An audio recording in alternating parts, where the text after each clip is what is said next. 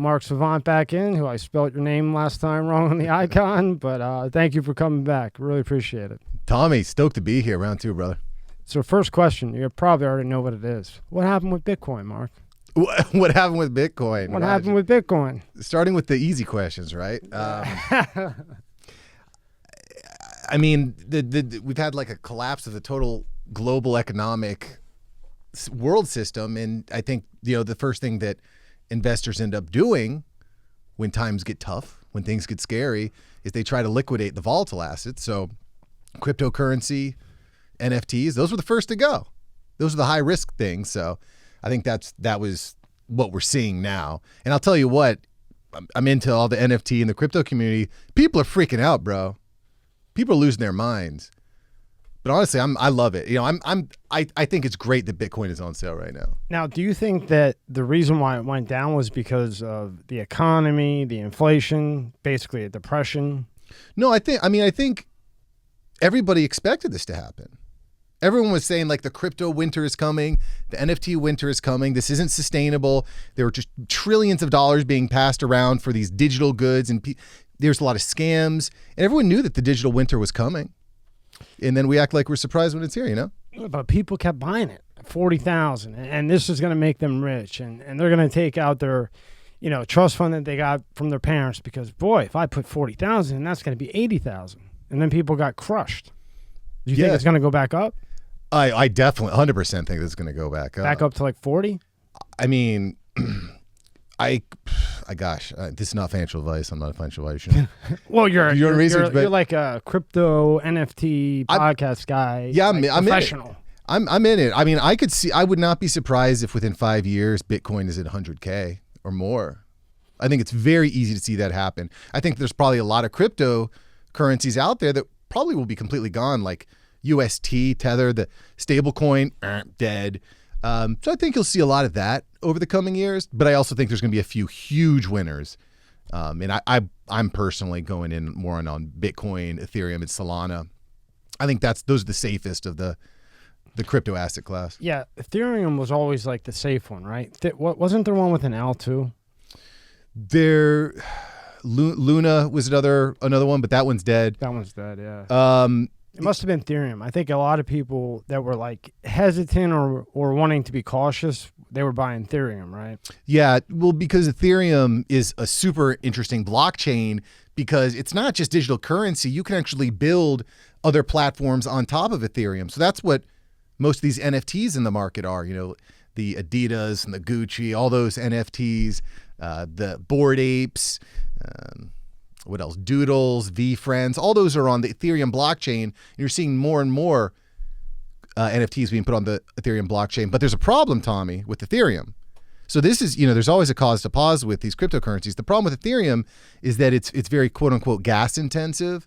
It's not great for the environment because it burns a lot of resources to actually complete transactions. So that's kind of the problem with Ethereum. So what is the difference between Bitcoin and Ethereum? So they're both on the blockchain, right? So like you said, with Ethereum, you can do a bunch of shit. Yeah. That you can't do with Bitcoin? Well, right. So they're on different blockchains, and that's what's cool about blockchain technology. Every blockchain is coded differently, and they perform different functions. You can kind of think of, Bitcoin really doesn't serve much other purpose other than being a proof of stake, a proof of value for that particular coin. You're not building your own ecosystems on the Bitcoin blockchain, right? You're just buying Bitcoin because you know that somebody else will accept it as currency and they'll give you, bread and water, right? Whatever that commodity is. But again, the big difference with Ethereum is that you build on top of it. It's a blockchain that you can build, kind of like Minecraft. I don't know if I know you got the little one here. Yeah, I know Minecraft. Yeah, I know. Yeah. That's how I always kind of looked at it, like Earth.0 that I thought was real places to buy. Yeah. Was that you who showed me that? Earth.co, and it was all this land. Remember Scotty showed you that?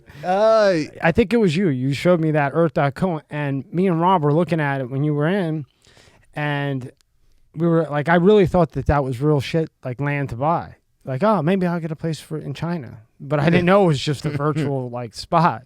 Yeah. Now, when do you Well, there's a think- bunch of those too, right? There's the Sandbox has a big one.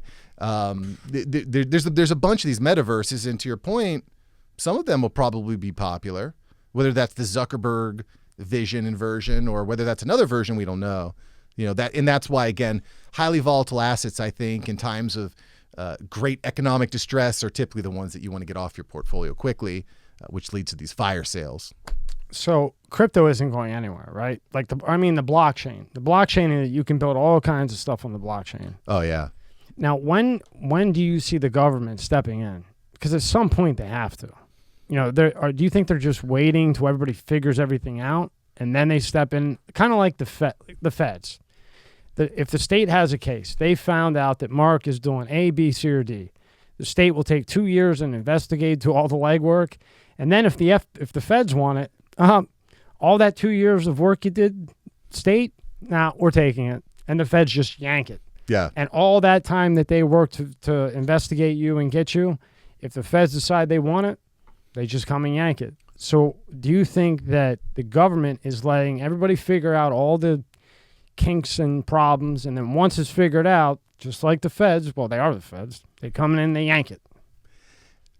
Well, I mean, we both know that anytime there's big money involved, the government wants to get a piece of that, right? We know that. I can't believe they waited this long. Can you believe that they waited this long to make a move? No. Well, and forgive me, I don't know the exact stat, but the Biden administration just hired like 7,000 auditors. Like, what are they hiring them for? What are they auditing? Yeah, well, me and you, right? Right, and they want to go after these, I think, these digital worlds because there's immense currency there. And frankly, when you're looking at centralized banking, the biggest threat to centralized banking is decentralized currency. You can't just go out and print 500,000 Bitcoin. You cannot do that.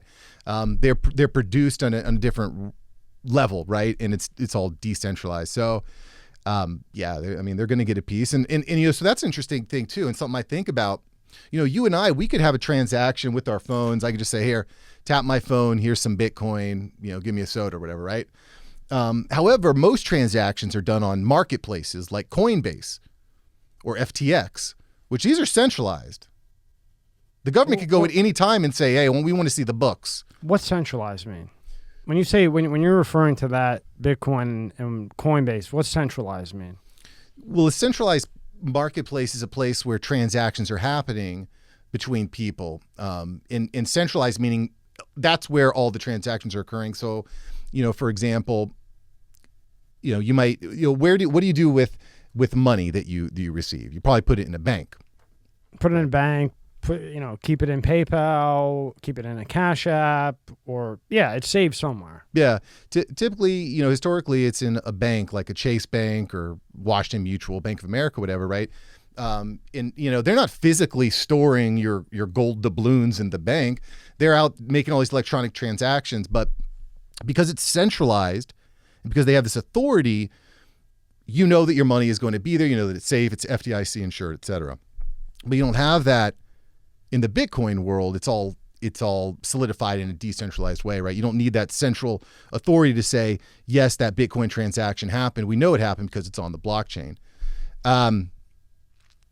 So to kind of go one step further is, the current form of the internet that we're on right now, right, is social media, where everyone's on Facebook, on Twitter, on LinkedIn. Those are central places, although there's hundreds of thousands, millions of different websites out there that we can transact on. So that to me is kind of one of the interesting things we're going to see with government coming in.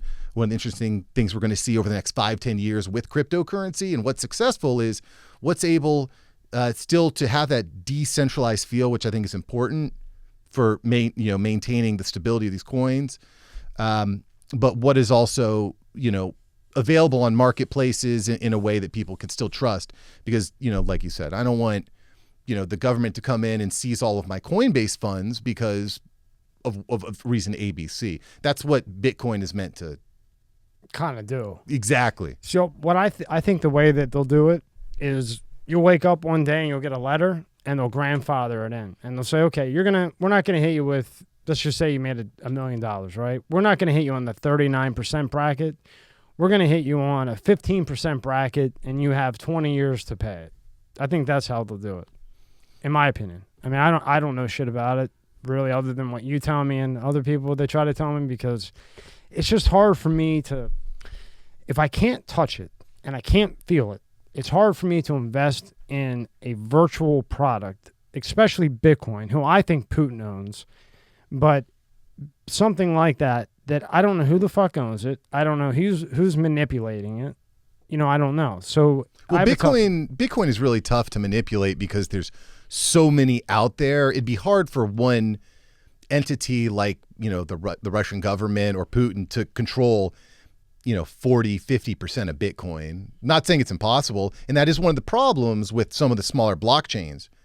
You know, if there's only 100,000 tokens out there, someone owns 70,000 of them, they control the entire currency and they can, you know, pull the rug out and so on and so forth. When I had Chrisen from Podfest, he really broke down blockchain. And Scott, you'll actually be interested in this because he's with me on this one. This is like, I'm out there with this stuff, you know. But he had explained that the blockchain is the decentralization, basically. And you can build pretty much like anything on the blockchain to an extent. So you know the shit I don't. So like let's just say name 5 or 6 things. Think of 5 or 6 things that nobody would think that you can actually build on this blockchain. Because when I think of blockchain, I think of, okay, this is something that people are just building software on top of that can be used as a currency or an exchange or whatever it may be. But what else can blockchain be used for that people would never think in a million years it actually can be used for and will be used for? Well, all a blockchain really is a ledger. So any sort of activity that needs a stamp saying that this happened, you know, will go on a blockchain. I think, you know, within the next 3 years, home transactions and titles will be put on blockchains. And then how would that work? So you have a blockchain, right? So what do I log into like a portal and there's a blockchain there? Well, I don't know exactly how that would work, but I mean, let's break down the way that transactions happen now, right? There's a title attorney, you know, there's your finance company, there's an insurance agent, there's lenders, there's assistants, there's all these different people that have their pieces, their hands in the pot, right? But if I can just go to one person, you know, there's the county appraiser. You got to go to the county appraiser to make sure everything is titled properly and deeded properly. But, you know, if something is solidified on a blockchain, on a ledger that can't be altered, it can't be erased, that's there forever, you know, it's a natural place for ownership to be shown and proved. I mean, I was at a camp out last week with the family, and I'm the NFT guy there, right? I'm that guy. That's me. And I was like 1 out of 12 or 15, and I was like, in 5 years, all of you are going to own NFTs. And they looked at me like I was nuts. Like you had 3 years, 4 eyes. Yeah. Yeah, they're like, Mike, you're crazy. But mark my words, it will happen because, you know, it's going to get easier. There's going to be less and less friction in the process. And every time you go out and you make a purchase, you're not going to get it. When's the last time you asked for a paper receipt? Never. But they're actually sometimes. I used to, but now I just got lazy. Only when I ask for paper receipts? No. I ask for paper receipts when I get bad service at a restaurant, and I know they're gonna jack up that tip on me, you know. But generally speaking, you're probably just gonna take your phone or your watch or your eyeglasses, and you're gonna scan something that's gonna show proof that the purchase actually happened, and it'll go straight to your digital wallet. Like, there's not a doubt in my mind. So an example would be kind of like Apple Cash now, but it's not huge. But eventually the blockchain will be huge. When you go out to dinner, rather than pulling out a credit card or debit card, you'll go with your phone that will have like a QR code, and you just pay the bill, and then you'll go to your phone and you'll put the tip in and you walk out. Yeah. Or they'll actually have it maybe at the table where you just pay. Sure. And then they better have security guards at the fucking door, otherwise everybody's just going to run out. Yeah. No kid. Well, but by then they'll have robots that will just no. Yeah, they're going to know the second you walked into the restaurant anyway. They're going to know like what you had for breakfast and where your favorite public restroom is. Like, they're going to know everything, you know, for better or for worse. And how do you think the blockchain itself could go radically negative, because we're talking how it could go a good way, but everything that goes a good way could always go a horrible way. And I'm talking, a year or two from now when it starts to really get more simplified, technology growth, maybe even who the fuck knows how fast with the way things are moving. Well, and so one thing I think it's important to clarify, right, is that there are many blockchains, right? There's not just one blockchain. There's, like I said, there's the Bitcoin, the Ethereum, there's the Solana. Chase will probably have their own blockchain. You'll probably have your own blockchain at some point for Mscs Media, which, by the way, everyone out there, if you have not yet, you definitely need to subscribe and leave a 5-star on Spotify. Thank you. Thank you, Mark. Like, no doubt. I should be saying that. No, I'm serious though, because you, I produce a lot of podcasts. I watch a lot of podcasts, and the level of professionalism, it looks really good, bro. So mad props, and definitely give them that 5-star on Spotify, because you don't really understand how far that goes. Thank you, man. I really appreciate that. You didn't have to do that. I appreciate that. Yeah, hey, it's well deserved. It's well deserved and earned, right? So thank you for hitting that 5-star. My man. Yeah. I'm hiring him. What did I fucking just ask you? That was very nice.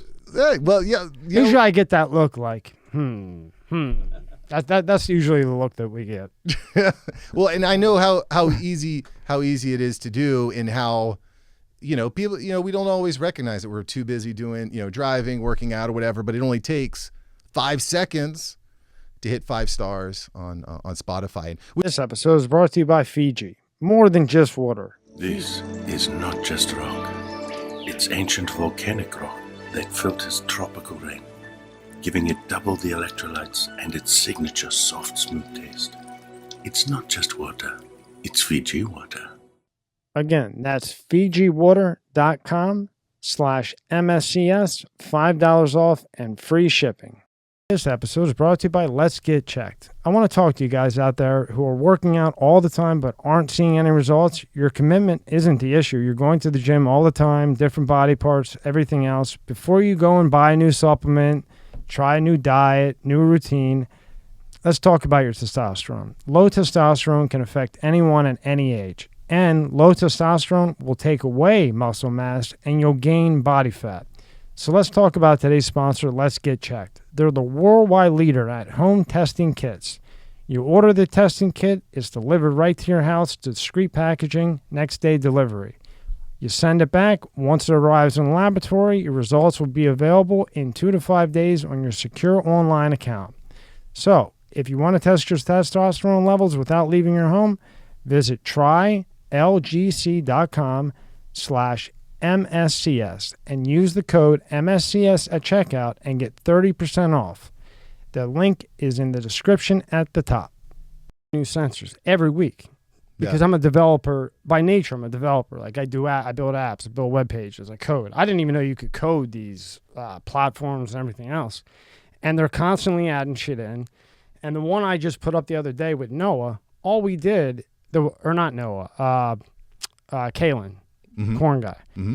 It got a copyright strike because we played something on Instagram and it was his music in the background, his own music in the background, and they gave a copyright strike. So were you able to fight it? And say, I don't give a fuck. I never monetized it anyway because I have sponsors, so I'm not going to put in, 3 sponsor ads that I have plus their shit ads that they don't pay you for. Yeah. So I don't really care, but just the fact that now you can't even play if you play Instagram and there's somebody's song, whether it's your song and you're sitting next to me, Scott's song, whoever Nicki Minaj is playing on a funny TikTok video, boom, copyright strike. That's new.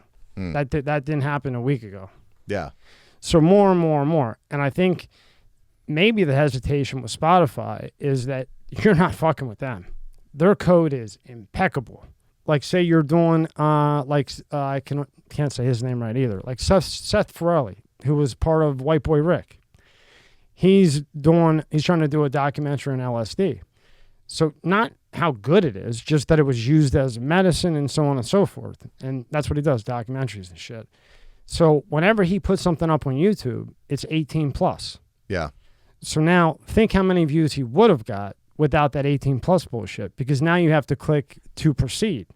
And the average person is going to think this might be a virus. If Sure. I click to proceed, that might be a virus. Sure. So you figure that's eating half his views right there, which means it goes nowhere. Which honestly is an important thing that people do think. If people think this might be a virus, that's like probably a good instinct to have nowadays. Like, we're talking about the NFT world, the blockchain world, where if a transaction happens, it's done. In this new world where you can get hacked or someone can get into your computer via malware, they can wipe out all of your digital assets like that. You can't, there's no complaint department. No. It's on a blockchain. That's it. Yeah. And, like we know YouTube. So we know when we see that it must be cursing or something with drugs. Yeah. But somebody else that doesn't really know, that just goes on YouTube, watches something that's interesting, and then they go to another one, the thumbnail looks interesting. They go to click on it, 18 or older, we're warning, be careful with clicking to proceed. I bet you 9 out of 10 people that don't know YouTube's, ins and outs probably would say, I'm not clicking that, because I know 3 years ago a year and a half ago, when I was just watching YouTube, if I saw click to proceed, I wouldn't click it. Because in my mind, I thought, there's something fucked up in here. Yeah. No, I don't think that's a bad instinct. And, there's one thing I found in this new digital world where you're trying to build digital businesses and make things easier. Everything always, one of the things you had mentioned, Tommy, when I came in here, as I was looking through your stuff, everything looks different now. And that's because there's this perpetual need to make things easier, less friction, less clicks, less scrolling, just make it as easy as possible, and I agree. If I'm going to YouTube and I have to click the button to follow the link, then I need to click another button to maybe see it. And then I maybe need to click more buttons so I can get logged in and subscribe and all that. And then throw in the, warning, 18 plus, click to proceed. Before you ever watched YouTube or anything, would you have clicked proceed or would you have just walked away? I still walk away. You still walk away. Okay, so there you go. Anything, if I don't know, like I get a text on my phone that says, you just won $1 million. Click here. Delete. Yeah. Delete. I get a lot of those, and sometimes it says, how you doing? It's been a long time. And I'm like, I don't know this number. Block. Yeah, right. Gone. Well, you're missing out because this guy, Mike, he's got this great deal on auto warranties, and you can extend your auto warranty for a very good price, Scott. You're missing out. Oh, I should click on that. Oh, yeah. Yeah. Mark will let you know which one to click on. Yeah. But, see, there's a perfect example. Scott even knows YouTube. He watches it. He watches Spotify now. Yeah. And he's not clicking on that proceed. So right there alone, you just saw that. And he, it's not like he hasn't been in the fucking tech world. Yeah. So imagine how many people are losing out on that. So to answer your question, why I like Spotify, that's why I like Spotify. Yeah. What I don't like is this fucking settings box. If you've never watched a podcast, a video podcast on Spotify, when you go to hit play, a settings box pops up, and either you can click away from it and click the video playing under the settings pop-up, or you have to click settings and make sure data saver's off, and then go back to the episode and hit play. Oy. You only have to do it once, but it's that initial time if somebody doesn't know or they don't read what I put under it, that's a killer. Yeah. I keep emailing them to change it, but they don't give a shit about me. But I bet if Joe Rogan fucking does, they fucking change it, but he's already got a gazillion fucking streams, so what does he care? Yeah, but I think they'll keep iterating and keep improving if they want to stay relevant. And I think that's going to be the big story over the next 5 to 10 years. Well, look, now everybody can upload video on there. All you got to do is you go to Anchor, quick upload, boom. But why do it there? There's a lot of places you can upload your video now. No, you can only put video on Spotify through Anchor because Spotify owns Anchor. Well, right. But audio, yeah. Maybe I want to put my video podcast on Rumble, for example, right, which is becoming kind of a big deal. Is an opposite to this YouTube problem, the censorship problem. There's all these other platforms that are popping up. What's Trump on now? Truth Social. He said, Elon's like, I'm buying Twitter. Everyone come back, and Trump's like, no, not going to do it. Staying on Truth Social. Well, you know how long Truth Social is going to last? Not very long. They don't have the money. They don't have the power. It's either going to be Spotify, Apple, YouTube, Amazon, Google. Well, Google is YouTube. So it's either going to be Amazon, Apple, Spotify. One of the things that's come up with this whole Twitter buyout is like, where are these numbers coming from? Like your value, the company's buyout is $44 billion, and it's like, how many bots? Question mark. And it's like all these tech companies. Same thing with NFT. Same thing with these blockchain technologies. They have these exorbitant price tags and market values attached. But it's like, what is it that you actually own? Like now that we're seeing all these other social media platforms pop up, whether it's Gab or Truth Social or there's I don't know. There's a half dozen others.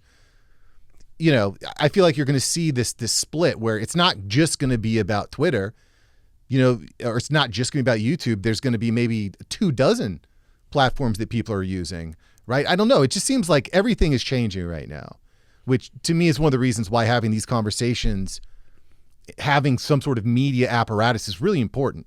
Yeah. I think just from, talking to people, I think that YouTube will always be huge, even when Spotify looks like YouTube with the likes, comments, hopefully not, all that kind of shit. You don't like the likes and comments? I don't. The likes are fine. I hate the comments. Yeah.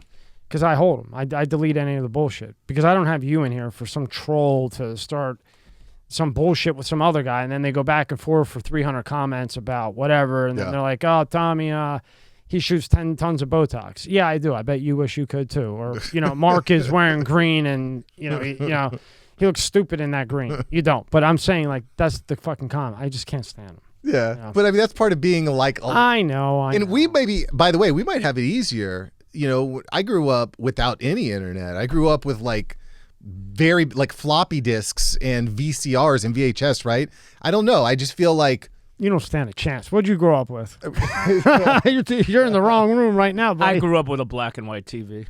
What? And, right hook from Mike Tyson. Five channels. That's it. And he's crying about a VHS tape, and I am too. Don't worry. Well, I'm not crying. I'm just saying that it seems to me like maybe growing up, I'm able to find self-worth in myself. I don't need some random schmo on YouTube to bring me up or down. Like I'm already comfortable where I am with the people that I know, the support system that I have. I wasn't expecting to go into this, but you're seeing this kind of like complete mental collapse of the American people, of humanity. And I think a lot of it probably is because they're looking for alternatives, right? Well, they're looking for the accolades in those comments. Oh, someone doesn't like my shirt. Oh, let me go cry. It's bullying. It's bullying.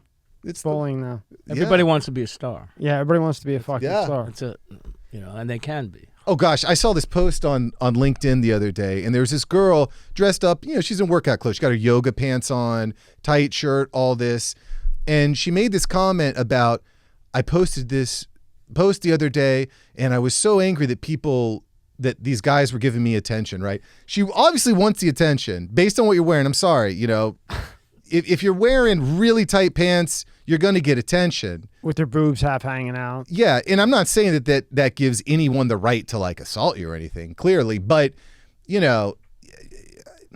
I don't go into a bear pit wearing with a honey suit, right? You got to be kind of aware.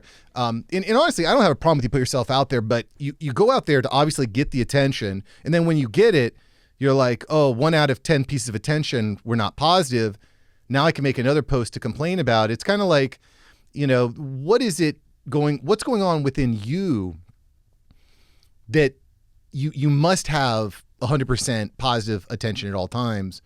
I don't know, it leads this really, I think, dangerous line of thought. Oh yeah. I think social media has taken 70% of the United States into mental health issues. Really? Yeah. I think 7 out of 10 people need mental help from this fucking social media shit. All day on that phone, all day on whatever.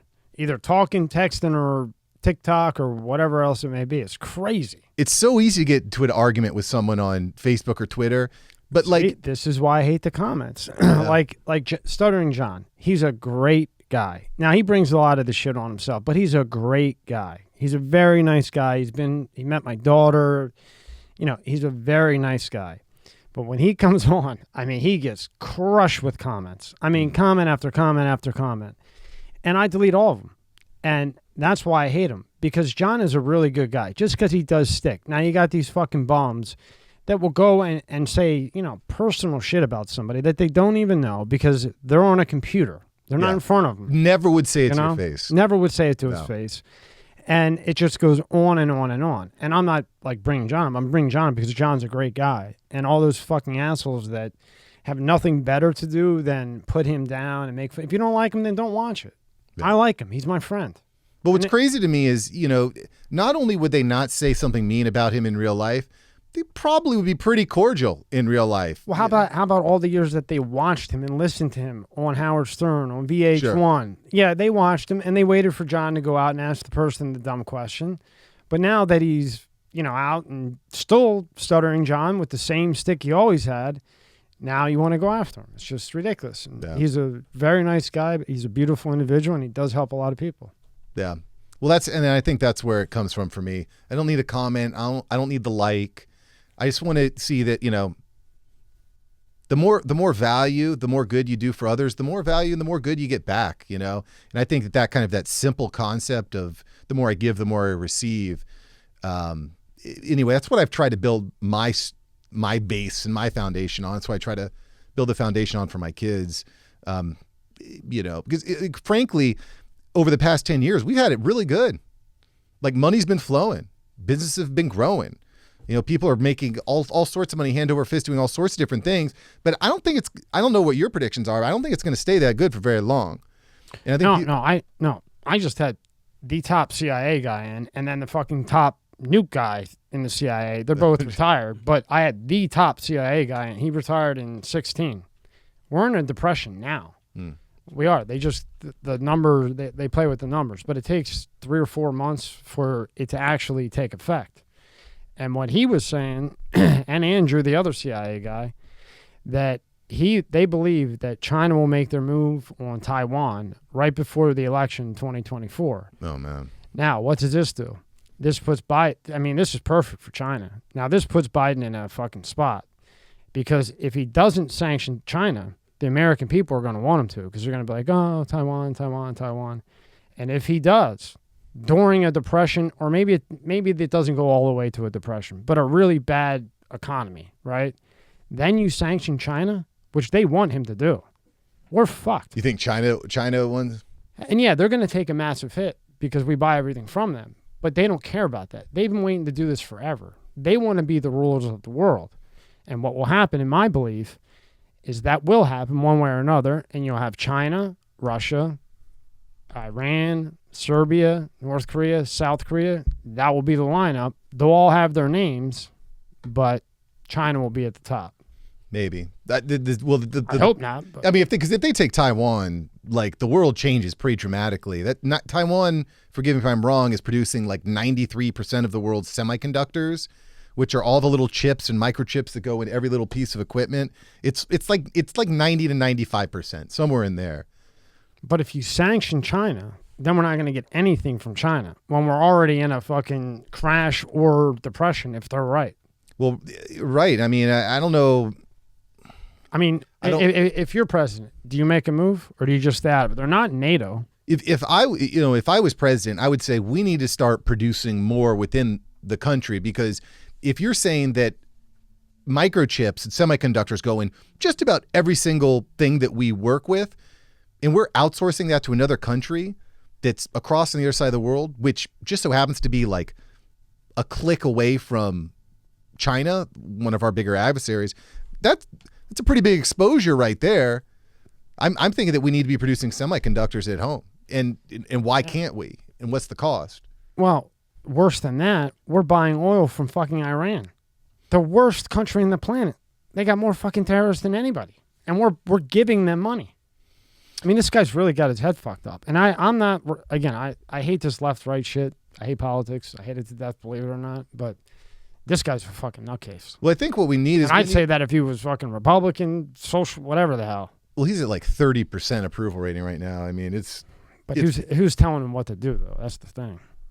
I don't know. I've been watching Westworld recently, and it's basically a bunch of robots. So I don't know. I could go pretty deep on that. So back to NFTs, because this is a pretty big thing. So NFTs, they are a bunch of pictures, okay, slapped together, and then they're sold. in a way. They can be, sure.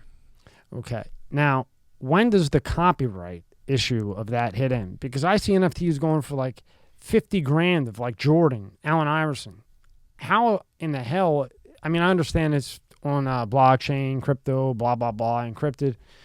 But how in the fuck is that legal? Because you're taking a picture of Michael Jordan or whoever it might be, and now you're turning that into an NFT, not okayed by Jordan or his agent or his endorsement agent, and now you're going to sell it and make $500,000. Well, that's where you can get scammed if you're buying something from someone that doesn't actually own the rights to that item.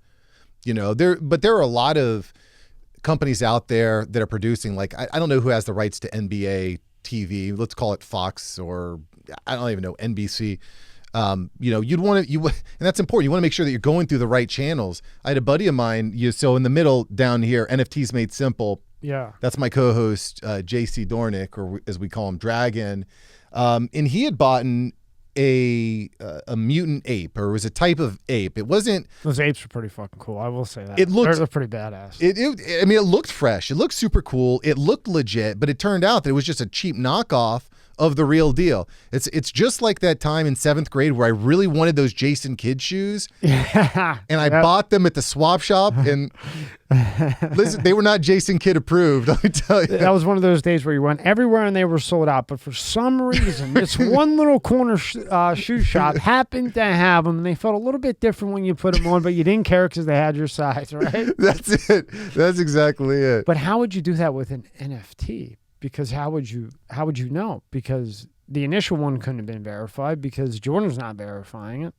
Well, and that's, I think, one of the core concepts that we as humans need to keep in mind as we go into the next phase of humanity, which is everything is public. Everything is public. So the way you treat people, the way that you lie is going to impact the future, your own future, your future relationships, right? So if you bought this Allen Iverson token, non-fungible token from absmith.com, let's say, and abcsmith.com ends up scamming you, well, that particular brand or creator is on the line. So, whenever I'm looking at an NFT or a project or blockchain, that's the first thing I do is I look, who's the actual person that's making this thing happen? Do they have any street credibility? What projects have they been working on before? But what I mean is, but that doesn't matter because you're taking Allen Iverson. Allen Iverson didn't approve you to do that, or me to do that, or somebody else. So what's authentic in the NFT world? Because nothing's authentic if the actual person didn't approve it. Because at some point, if I'm AI, if I'm Jordan, if I'm Woods, if I'm whoever, I'm fucking pissed. Because there's guys getting 100 grand, 200 grand on my shit. And eventually, that, 100 million, or, I've seen ones of LeBron, who is now worth $1 billion. I don't think he should be worth $1 billion anymore, but he is. And they're doing LeBron. What do you think? He doesn't have lawyers that can go take somebody's ass to the cleaners? Well, they can. And my guess, I don't know about those specific situations, because there are creators like Chris Brown has an NFT now. Yeah, I sent it to you because I didn't understand. Yeah, we can talk about that. Snoop Dogg has an NFT. Has a bunch of different NFTs. So, you can still be a public figure who's the face or the centerpiece of an NFT. But, if you took something like, okay, this image of Jordan as an NFT is worth, I don't know, 10 Ethereum, we'll say. Well, maybe it's because it's being produced by Topps. Topps has the rights to that particular image. They digitize it. They create an NFT. That's a way that I could see that potentially happening. I'm actually on my show going to be interviewing an NFT attorney. Oh, wow. Here this month. Yeah. They have NFT attorneys now? Oh, yeah. Holy shit. Oh, yeah. Shit is moving, Scotty. It's just, NFTs completely change the way that humans show ownership. You're not going to have to show a receipt or a title or deed. You're just going to open up your phone and be like, yep, here's the squiggly art. I own the house. Or So NFT is just blockchain too. It's a smart contract that's put on a blockchain. And what's cool, and as a coder, you can appreciate this, is if this, then that, right? If A happens, then B. Let's say, for example, you have a kid, we got kids, right? We want to make sure that when we pass away, our wealth is distributed in a way that it goes to our kids, right? Well, if you want to do that now, you probably have to go to a trust attorney who's going to draft all the paperwork, and you're trusting that person is going to execute exactly what you asked for. right? We're going to trust them. Hoping, praying, right? Their credibility's on the line. But if you set this up in an NFT, you don't have to worry about will this person do it. It's a freaking code. It's going to do exactly what it said it was going to do, and it can distribute your X amount of Bitcoin to this person, your crypto here, ownership and assets. All assets, I think, are going to be shown as proof on a blockchain through NFTs. I see. So, like Chris Brown, like Allen Iverson, I'm sure soon. So all these guys that are basically getting beat out of money, they're just going to come out with the Allen Iverson NFT, and it will be actually Allen Iverson, and then that's how he'll beat everybody else, because the only authentic Allen Iverson NFT is Allen Iverson. And then he'll have like a blue check or whatever the fuck to prove that he's verified and this is really Allen Iverson, and then all the fraud basically goes away. Well, yeah. Well, then that's probably what will happen. Allen will have to find a way to provide value to the people that actually own those NFTs. So that's one of the cool functions of NFTs too, is they have this idea of an airdrop. Yeah, but Mark, wouldn't the value be that it's from Allen Iverson and not from Mark Savant? Yeah, because you would want it from Allen Iverson. So right there alone, there's the value. Sure. And it could be that, Allen Iverson signed this card, so it has enhanced value. Sure. By an NFT signed? Well, to you me, gotta be out of your fucking mind. like you need mental health. Fuck, we're past mental health with that. And NFT signed. But what's cool about people actually buy that? You could do anything, Tommy. Like if someone owns the NFT, I'm glad I cleaned my life produced, because this is just an opening for illegal shit. Yeah, that's a big deal. Huge deal. But being able to airdrop things like tokens, or like Chris Brown was airdropping at random raffle tickets, so that you could be like VIP at his concert. Like if you're an artist and you want to give out concert tickets, that's one of the best ways to do it is with an NFT, because then you can give out more value. You can keep your fans engaged in what you're doing. So, Allen Iverson might have a great NFT, might have a great picture image NFT, but what is the actual substance behind the NFT? Could matter. In some cases it might not. In some cases I think that it will. I'm more interested personally in the ones that will have some sort of utility behind them. Right. Or maybe Allen Iverson goes to like I know that one yacht guy is like, he's got some of the most expensive ones. You know who I'm talking about. The yacht NFT dude. There's some yacht NFT dude. Everything's $1 million or whatever. So maybe like if a guy like that already was selling Allen's shit, right? Allen would say, well, instead of me having to do any work, let me go contact him and say, hey, yacht guy, let's make a deal. You can sell my stuff, put my name on it. I'm there, prove that I'm a part of it. Give me 60%. Well, so you bring up a really good point there. Because the yacht guy has that huge reputation, whereas Allen Iverson has his reputation as a player, but not with you big NFT guru guys. Well, right. And I think that exact framing is exactly why I think NFTs are exciting for me personally. Because right now I run a podcast production agency. I'm launching and running shows for people.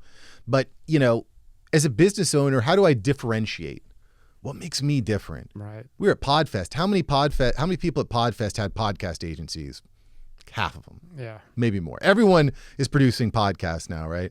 That's in that industry. So what makes me different? Well, I also know how to bring in the NFT element into it too. I'm not there yet. I don't have the full scope, but I see as a 5-year play in 5 years, hey, Tom, you want to offload all of your Mscs production? We do that. Oh, you also want to launch an NFT? You want to relaunch with an NFT so that you can build your business, you can build more value for your community, you can get the perpetual benefits of people reselling and selling the NFT.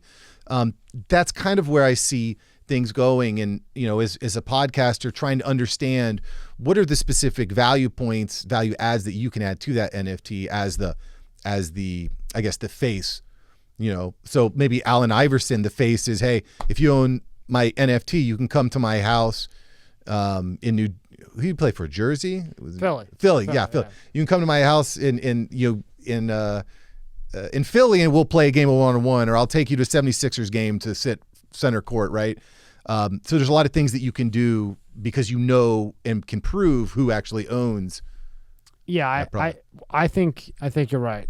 I'm with you on that. This is the first time I've said this to you or anybody else when we talk about this shit, because I thought it's all just a bunch of bullshit. But when I look at it like this, and, you know, like an AI, whoever, whatever celebrity, they come and they merge in with an established NFT guy, I could see that happening and work out really well. Oh, there'll be NFT firms. Yeah. That's all they'll do is produce NFTs for big companies. They're already out there. I still don't think Bitcoin and all that other shit, I think that's gone. I think you have blockchain, NFT, but I'm still not sold on that bullshit. And I still say Putin owns it. Well, still say Putin owns it. Listen, it's hard for anyone to say, nope, Bitcoin is going to be here. It's not going anywhere. That's why I think, you know, bringing it back full circle to where we started, that's why people are dumping it, because there's not a lot of utility behind Bitcoin other than people recognize it. I don't think it's going anywhere that soon, just because when you think crypto, the first thing that the normal person thinks is Bitcoin. But I would not be surprised at all if there was another blockchain that became massively popular, you know, because people know it and has a brand recognition, but it also is very low on the transfer fees, very low on gas. That's one of the things you learn very quickly as a business owner, is that it costs a lot of money to actually get the money that people owe me. I got to pay Stripe, or I got to pay PayPal, I got to pay all these other vendors. So I could see a blockchain coming along that solves a lot of those payment processing problems, which is something that I would be, you know, very excited about. I saw something interesting that would kind of relate to the NFT and the blockchain that would have saved this guy. Did you ever look up the most expensive painting in the world that some guy bought? Can you pull up tab 3? So the painting is by a guy. The painting is of this guy Monday. I can't say the first name. Not that you're shocked, right? So, and this guy paid 400 and something million. Scroll down. Yeah, right there. He paid, which is the most expensive painting in the world. Go back up. Is it painting? Salvatore? Yeah, like right there. Click on Leonardo? that. Down. Where that? 450 million. 450 million, right? So now scroll down a little bit. Oh, it's a picture of Jesus? Is this the one? This is the one here. But it's by this guy named Monday. So when they had gotten that picture, right, it was messed up. So what happened? He paid the 450 and there was like a slice in it. So he had it redone to fix the slice. So then when he went to give it to the Museum of Art, because he wanted to have his name on it, that he owns the most expensive painting in the world, you know, 450 million. The guy that bought it's like a gazillionaire. They go and they say, well, we can't authenticate this because it's been touched up. It's been touched. So being that it was touched, they can't authenticate without certainty that it's accurate. So now he has a $450 million painting in a, you know, somewhere in his gazillion dollar house. But art world's crazy, dude. But the point of that, if that had been on an NFT or on blockchain, it would be there forever. Yeah. And then that exact picture, the way it was left, would be there. And then that 450 million bought in, hopefully not Bitcoin, whatever type of blockchain that is legit, right? In my opinion, then he would have it, right? Well, and I think pieces of art like this is the type of piece of art you would hang on a wall, either in your house or in a museum, so that people would look at it. The big question about, you know, when will this piece of art have real digital world value, like an NFT, is when are we going to be spending the appropriate type of time or energy in this digital world? And we're already doing it to an extent, but I'm not typically going to be sitting here on my cell phone just looking at, this picture. Oh, this picture. I love this picture so much. That's not really where we're at. But, we will be there, though. I think we will. I think very soon, Zuckerberg over at Meta is launching a new version of his augmented reality or virtual reality goggles that's going to be more business related, right? And it's going to allow you to have your perfect workstation anywhere you go, wherever you go, right? So I could come in here, I could be at the airport, I pop on my virtual reality goggles. All of a sudden I have my perfect keyboard with my perfect mouse. I've got 4 little screens. I've got 1 giant screen. I've got my virtual, you should have the perfect workspace wherever you go. And then I can have a meeting with someone in my perfect workspace. And what am I going to have sitting behind my desk? What's going to be on the walls of my office, of my digital office? You're going to have digital art. That's what it's going to be. I think so too. Like Mr. Beast. He gave Rogan that Elon Musk thing. Yeah. that moves. I was looking for it just to see what it actually would go for. Did you see that thing? It's an NFT and it's a picture, and he has it like on the front, and Elon Musk goes from Elon to this big muscular guy. Lights up, he gets huge, like fucking jacked, like he just shot a ton of tests. And then he goes back down to the skinny guy, back up. It's fucking funny. I listened to that episode, but I don't recall the NFT. But that's just it's just really cool. I think this new world where I can be with anyone wherever. I was down at in Hollywood at NSU. I was connecting with John Wensveen. He's the director and the creator of the Levan Center down there, which it's super cool. I don't know if you've been down to Levan Center, but it's on the 5th floor of the library there, and it's a mixture of public and private funds. It was funded partially by Broward County, and it's a huge floor designed to be a theme park for entrepreneurs. And it's really remarkable what they do. They've got an incubator there for SaaS startups. There's like a Shark Tank style deal where you can go up and you can pitch your product. They've got a bunch of robots everywhere. They've got virtual reality. They've got a virtual reality room. They've got a whole recording studio. In Fort Lauderdale? It's in Hollywood. It's at the NSU campus. Yeah. Wow. Yeah. It's interesting. Super cool. But they have this other room, which I'm still trying to put together what this actually is in my mind. But John explained it as kind of like the holodeck on Star Trek, where there's thousands of these little video cameras that can transport you to like different places. So you could be like a surgeon working literally inside someone's heart while these robot arms were actually doing the work halfway across the world in Taiwan or something. It's just really wild, like the type of stuff that's going to allow us to transport to other places on the planet, And now, is that metaverse? I would. I mean, what the fuck would you call that one? That's What's this one called? I mean, it could be a metaverse. It could be. I don't know. It's like a space time. Don't worry, they'll have a name in no time. Oh, for sure. Another one, another 3-letter name. Another cool thing is space travel. So let me ask you a question, Tommy. I'm into that shit. If you had the chance to go to Mars, would you go? Hell yeah. Oh? Yeah. If I was going, I had Robert Beto in, who was Elon Musk's partner. When he had come in, they had gotten that thing to go at the speed of light. So at the time, the issue that they were having, he actually got the call when he was here that the testing and Wow. that center where they hit that fucking thing back and forth. It's like CERN or whatever. They make an atom just go like extremely fast in a thing. Do you know what I'm talking about? Anyway, this is something that these really smart guys do. Well, they throw this thing in a thing and blah, blah, blah, blah. Long story short, when he was here, he got the call that after testing and testing and testing, it goes at the speed of light and they can get to Mars in 7 days. Wow. So he was all pumped up, but he's like, we got a fucking problem. We can't get through the matter.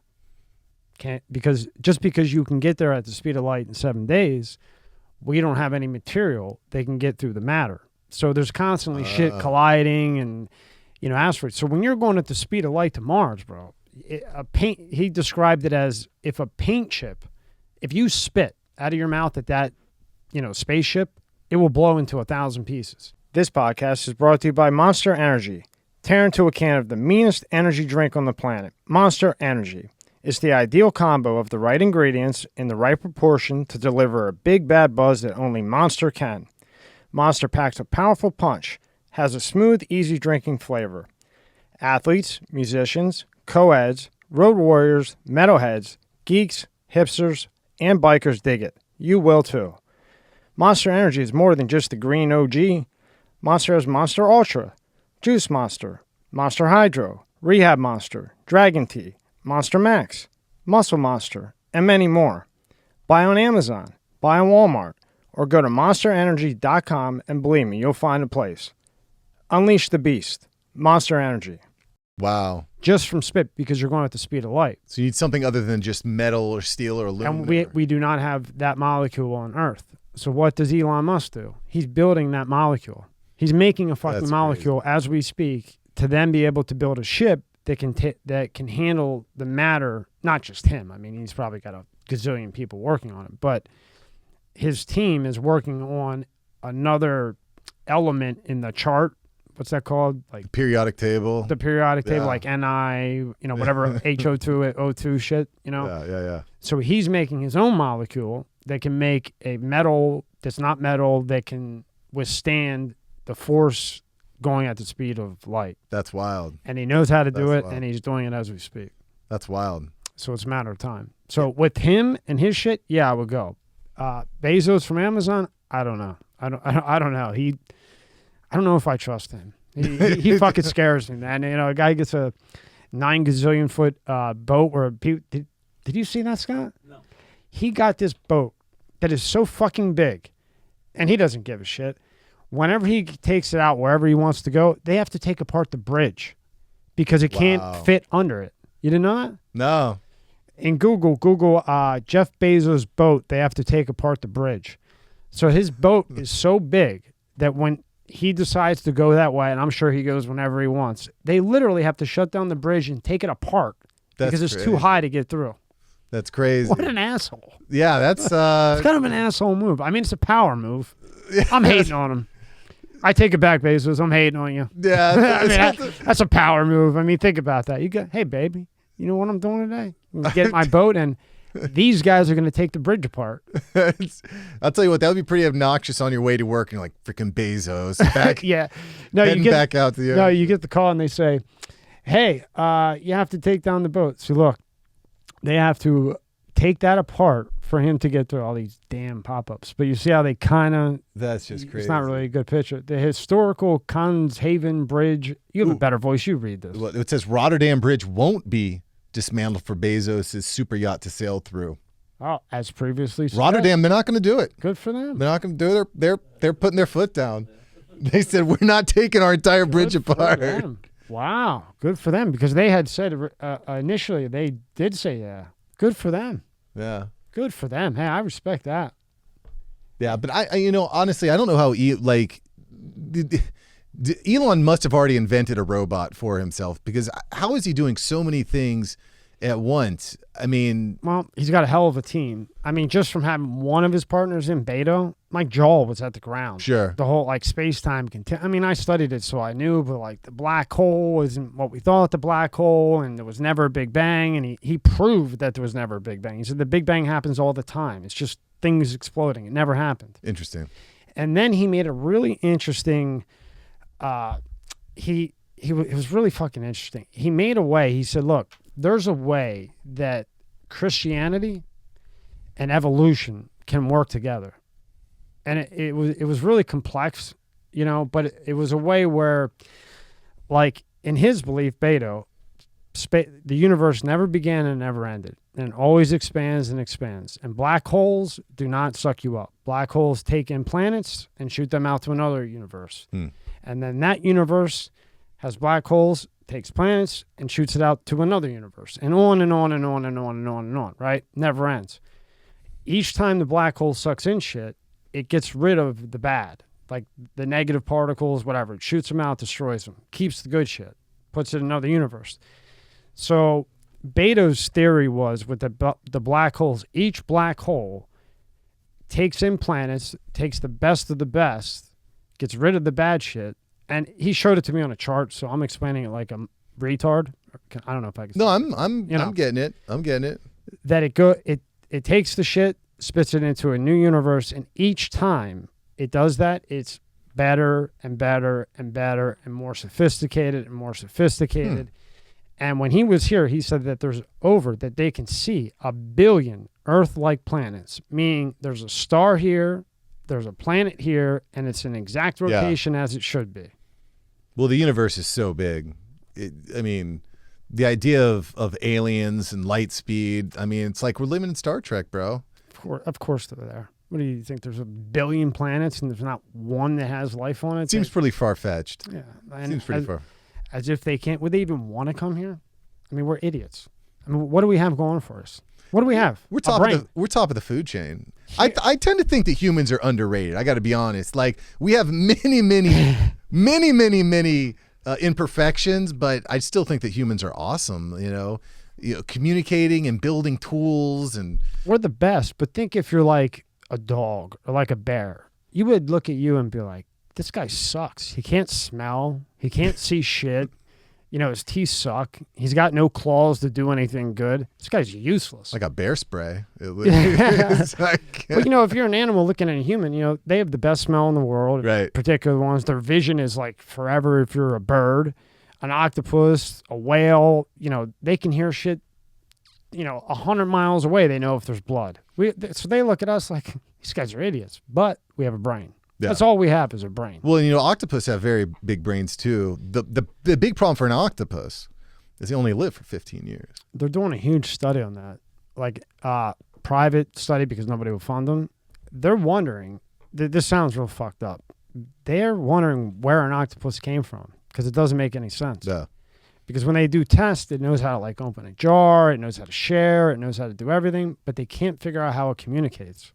In other words, like the deep scientists, like my favorite guy, Kaku or whatever his name is, I'm trying to get him in. He's like the top. He thinks it's a fucking alien. He's like, an alien doesn't necessarily need to look like you or me. No. It could be an octopus in the water. How the hell do you know? Yeah. And that's, of all things, the ocean's the least we know about. Right. We know more about space than the ocean. Right. One of the great reasons to be in South Florida too, where we've got just great diving, great ocean. Alligators, sharks, all kinds of cool shit. Yeah. Yeah, bro. Yeah. Now, take me through it again. Web 1. Scott, you're going to fucking just like, what the fuck? Web 1 is dial-up, right? That would be like dial-up. There's like all these webs, dude.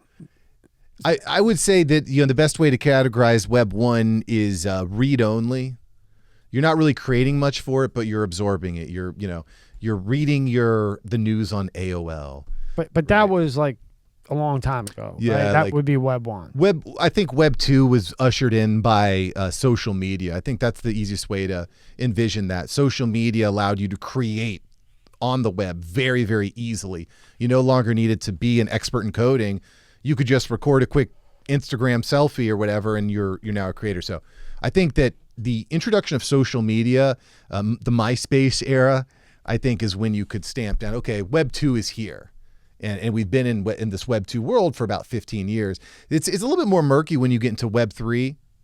How dumb was that for MySpace to sell to AOL? What a dumb move. I don't know if you remember that, Scott, but MySpace was like the shit. Huge. And then AOL bought it, and that was the end. Yeah. Wonder what he got for that. I don't know. You can never find the exact figure. I tried. It's No. like under non-disclosure shit. Unless it was on a blockchain, in which case it would be public. Did they have blockchain back then? No. So Tom, remember Tom from? Oh, yeah. Tom probably wants to put a fucking bullet in his head right now because he could have been the Facebook. Yeah. Facebook might not be Facebook if he wouldn't have sold that. Yeah. You know. Yeah. But I think, you know, looking at case studies like that, I think are interesting too. Yeah. Because, you know, as you see in history, there's always like the big dog that, you know, is going to quote unquote be here forever.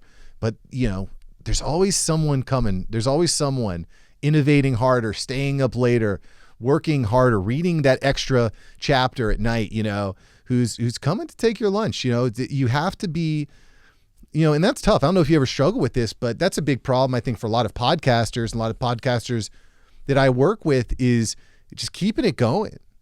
You know, I've been doing this nearly 5 years now, but I've seen so many people that, they start a podcast and 5 episodes later, they lose it. You know, keeping that consistency going is really tough. Well, I think they think that they look at a podcast and it seems easy, but they don't realize the time it takes to do it and the thought and the process and everything else. It's not just sit down. Show up. Well, for some people, I don't know. I seen some guy, he got like 7 million views and he takes a shower with sunglasses on and swimming trunks and acts dumb.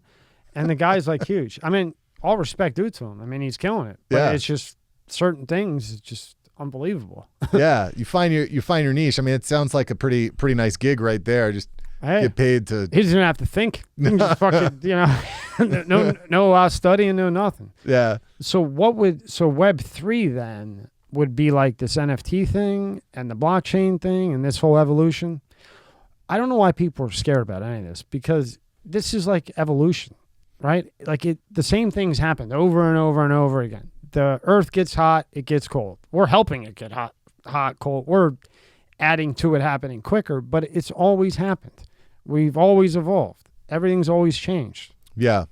I mean, you just got to go with it and adjust to Well, it. humans are always scared of the new because we don't know, especially, you know, I gotta be frank. Like if I was, 65, 70, I've been saving up my whole life. I've got this nest egg. I did everything by the rules. And all of a sudden inflation is 8, 9, 10%. Yeah. And then all of a sudden you listen to some kid talking about, well, you see what you need to do is buy more Bitcoin. And then don't forget about, Luna or whatever the next freaking thing is.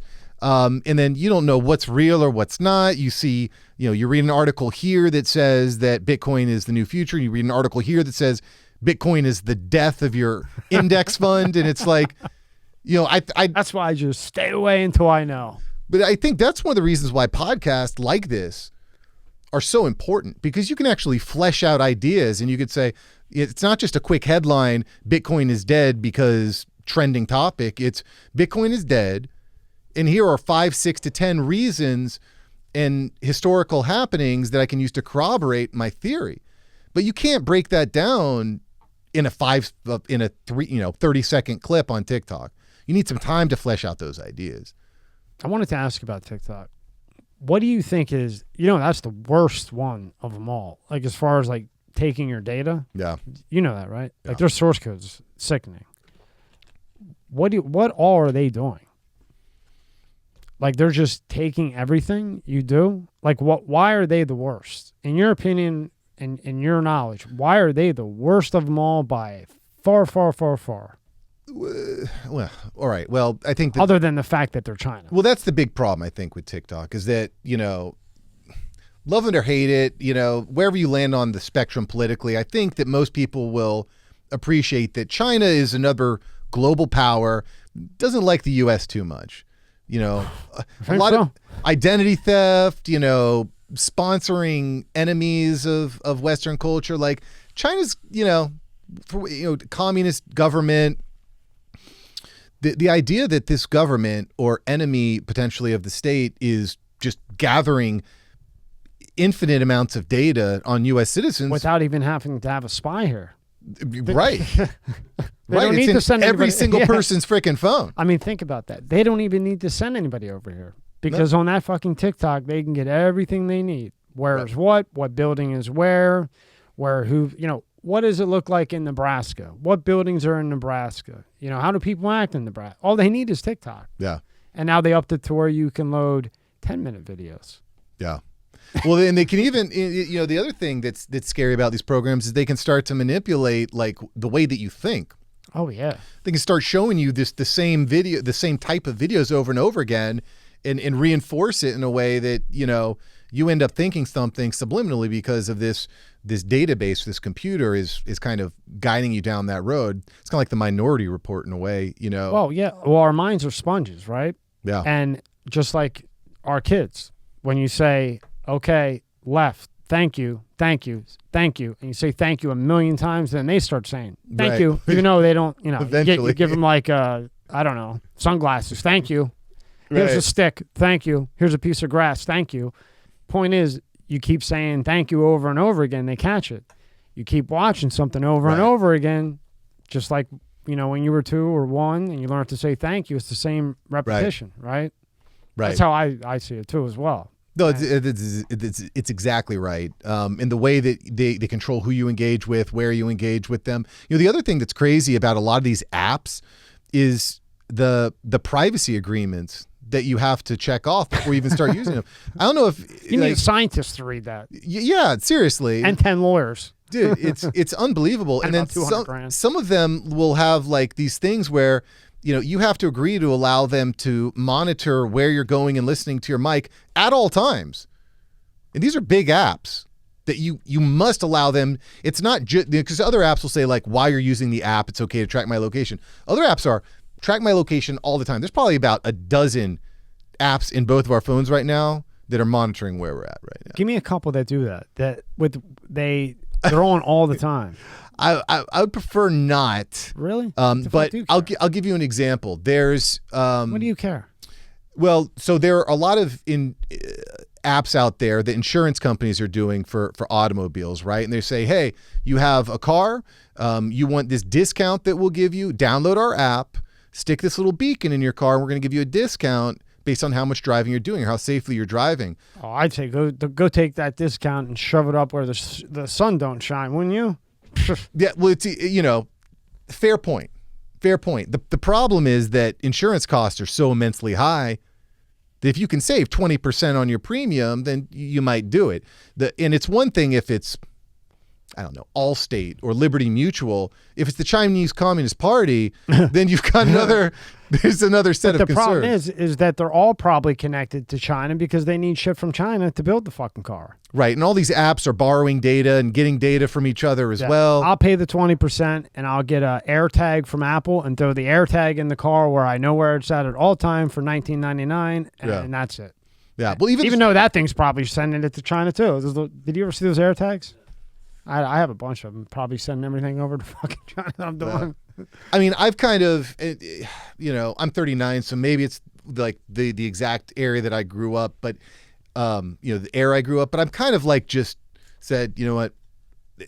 I'm not even going to worry about the privacy anymore. I don't know how you can actually protect your privacy. Yeah, I think at some point you just have to accept it, right? Because you're not going to change it, and just go from there. And it makes your life so much easier. Like, I freaking love Google Maps. It's such a cool app. Like, I grew up with road maps and atlases and having to like write down your plans or go in, when I got really fancy, I had MapQuest. Yeah, I remember MapQuest. MapQuest was you got the papers while you're driving. Yeah. What did you use? What did you use when you were growing up to get somewhere? What did I use? Yeah, did you use like an actual map? Okay, I think we got to make a left here. Wait a minute. There's the farmhouse. Wait, they said make a right on the. That's what you used. Yeah.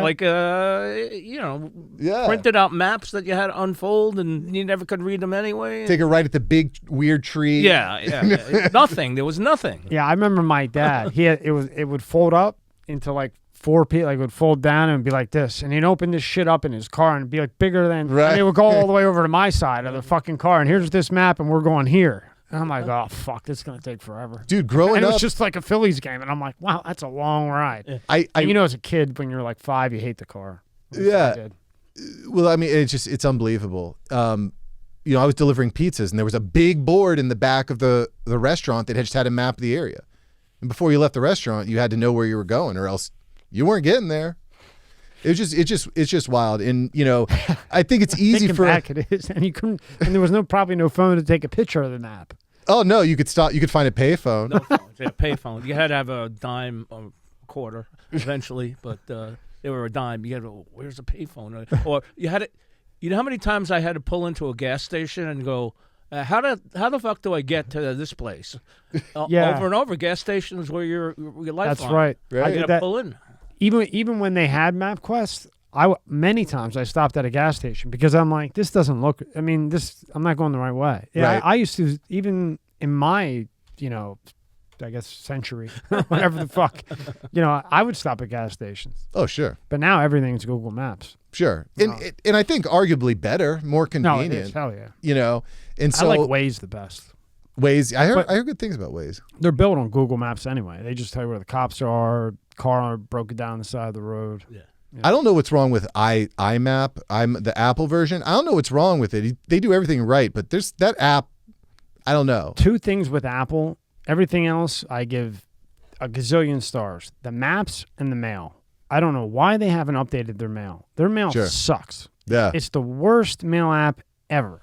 And they're the they're the biggest company, right? I mean, they're a big freaking deal. The fact that they have a map program that doesn't work properly. It's insane. Well, they always flop between, Google's one, Alpha's one, and then Apple's one, and then sometimes Amazon. So Amazon, Google, and Apple, they're all in the top 3 always. I can give you another bad Apple thing. Yeah. They just started broadcasting Major League Baseball. What? Every Friday night they have a game or 2 games, okay? So you go on, if you want to watch that game on Apple, you got to go on Apple TV to watch it. There is no functionality to the app. You go on the game. There's no pause. There's no rewind. There's no fast forward. There's nothing. Can't record? You can't record. Oh. You can't do anything with that app. just watch. That's it. You're stuck. Like if you get a phone call, You're done. you're done. You just missed. You That's missed an crazy. inning. Yeah, you can't pause it. What You the can't- fuck? Even the Major League Baseball app has all that pause and rewind and stuff, which is great. Apple does nothing. It's That- the worst. That is unbelievable. You just got to hook your cassette player up to it so you can record it on the cassette, Nah. and then you got to I rewind took it. out my DVR and VHS. Yeah, right? You gotta plug it in. Unreal. It's not, yeah, you can't record it. You can't. You got to just watch it. You know why I think? That's like the old days where you turn your TV on and that's all you had. You Yeah, watch and, it. and you try to get back for the 5 o'clock news, Yeah, or right. I remember my grandfather. He had to watch the 5 o'clock news. It was one of those things. He had to have a 6-pack, a cigar, and the 5 o'clock news. And if that got in his way, he was a miserable, very tall and strong man. And when he came to the house, if he missed the news because of whatever, it was just I'll go in the room with the dog or I'll go play with friends because Yeah. it was, like those older men, like older, you know what I mean? Like they had their routine and it had to be exact, Yeah. Just crazy how things change so fast. yeah. But now that blows my mind. But I think I have my conclusion to why Apple TV sucks, Mail sucks, that the maps suck, and everything else is monster. Because Steve Jobs was an innovator, right? He wasn't a businessman. Like he wasn't a salesman. He was an innovator. He made things. He made things cool. Yeah. He made the impossible. Tim Cook is a businessman. He sells shit. Sure. He sells his streaming music thing. All these apps now. He's not an innovator. What has changed really with the iPhone since Jobs left?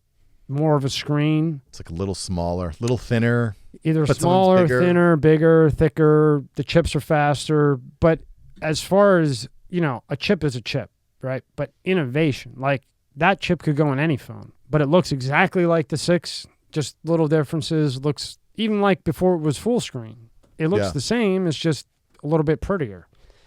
I think if Jobs was in charge, that iPhone would look nothing like the ones we're looking at today. And the 14 that's coming out looks just like the damn 13, just with a better chip. Yeah. So there's no innovation. They're not innovating anything. AirPods 3 came out. They look just like AirPods 2. Yeah, I'd agree with that. Nothing Apple has done recently has been interesting or exciting. The Now, computers, the M1 Max in the studio, forget it. There's not one computer on this planet, unless you're with the government, that can fuck with that computer. No way. that's fair. Yeah. And I think that there's definitely a potential launch pad when we talk about this digital world, virtual reality, augmented reality. Like Apple could come up with like some super dope augmented reality glasses. Like, You would think that they would, but without the innovation, that they Yeah. but Apple seems to be the type, even without Jobs there, that they'll wait until those glasses are perfected. Then they'll copy that from probably Samsung because they'll probably step in, or Facebook, whatever. And then they'll just make them better than all the other ones. So you might not see glasses from Apple for 5 years until they're absolutely as perfect as these Yeah. other companies can get them. Then they take all that and then they just make it better and more simpler and user friendly. That's the trend I see with them. Other than the mail, which I don't understand why they wouldn't put more time into that. yeah, I'm not. I couldn't say. I mean, who the hell would use Apple Mail? And I love Apple products, but I would never use their fucking mail. It's a nightmare. It's a problem, and I like the idea of keeping things open source, transparent. Someone is always building a better rocket ship. I think that's a great place to be. But to your point, it seems to me like a lot of industries have been impacted by this lack of innovation. There's certainly some that are, but like I don't know about you, but it seems like every week, every month, there's another movie, another TV show that's rehashing something that was popular 20 to 30 years ago. Yeah. It's like, it's the same old thing. Plus, we're giving you 5 new characters that are pretty boring and you don't really care about. Like, give me something new and something fresh. I think that's why shows like Stranger Things, for example, like blew up because it was so unique. It's so different.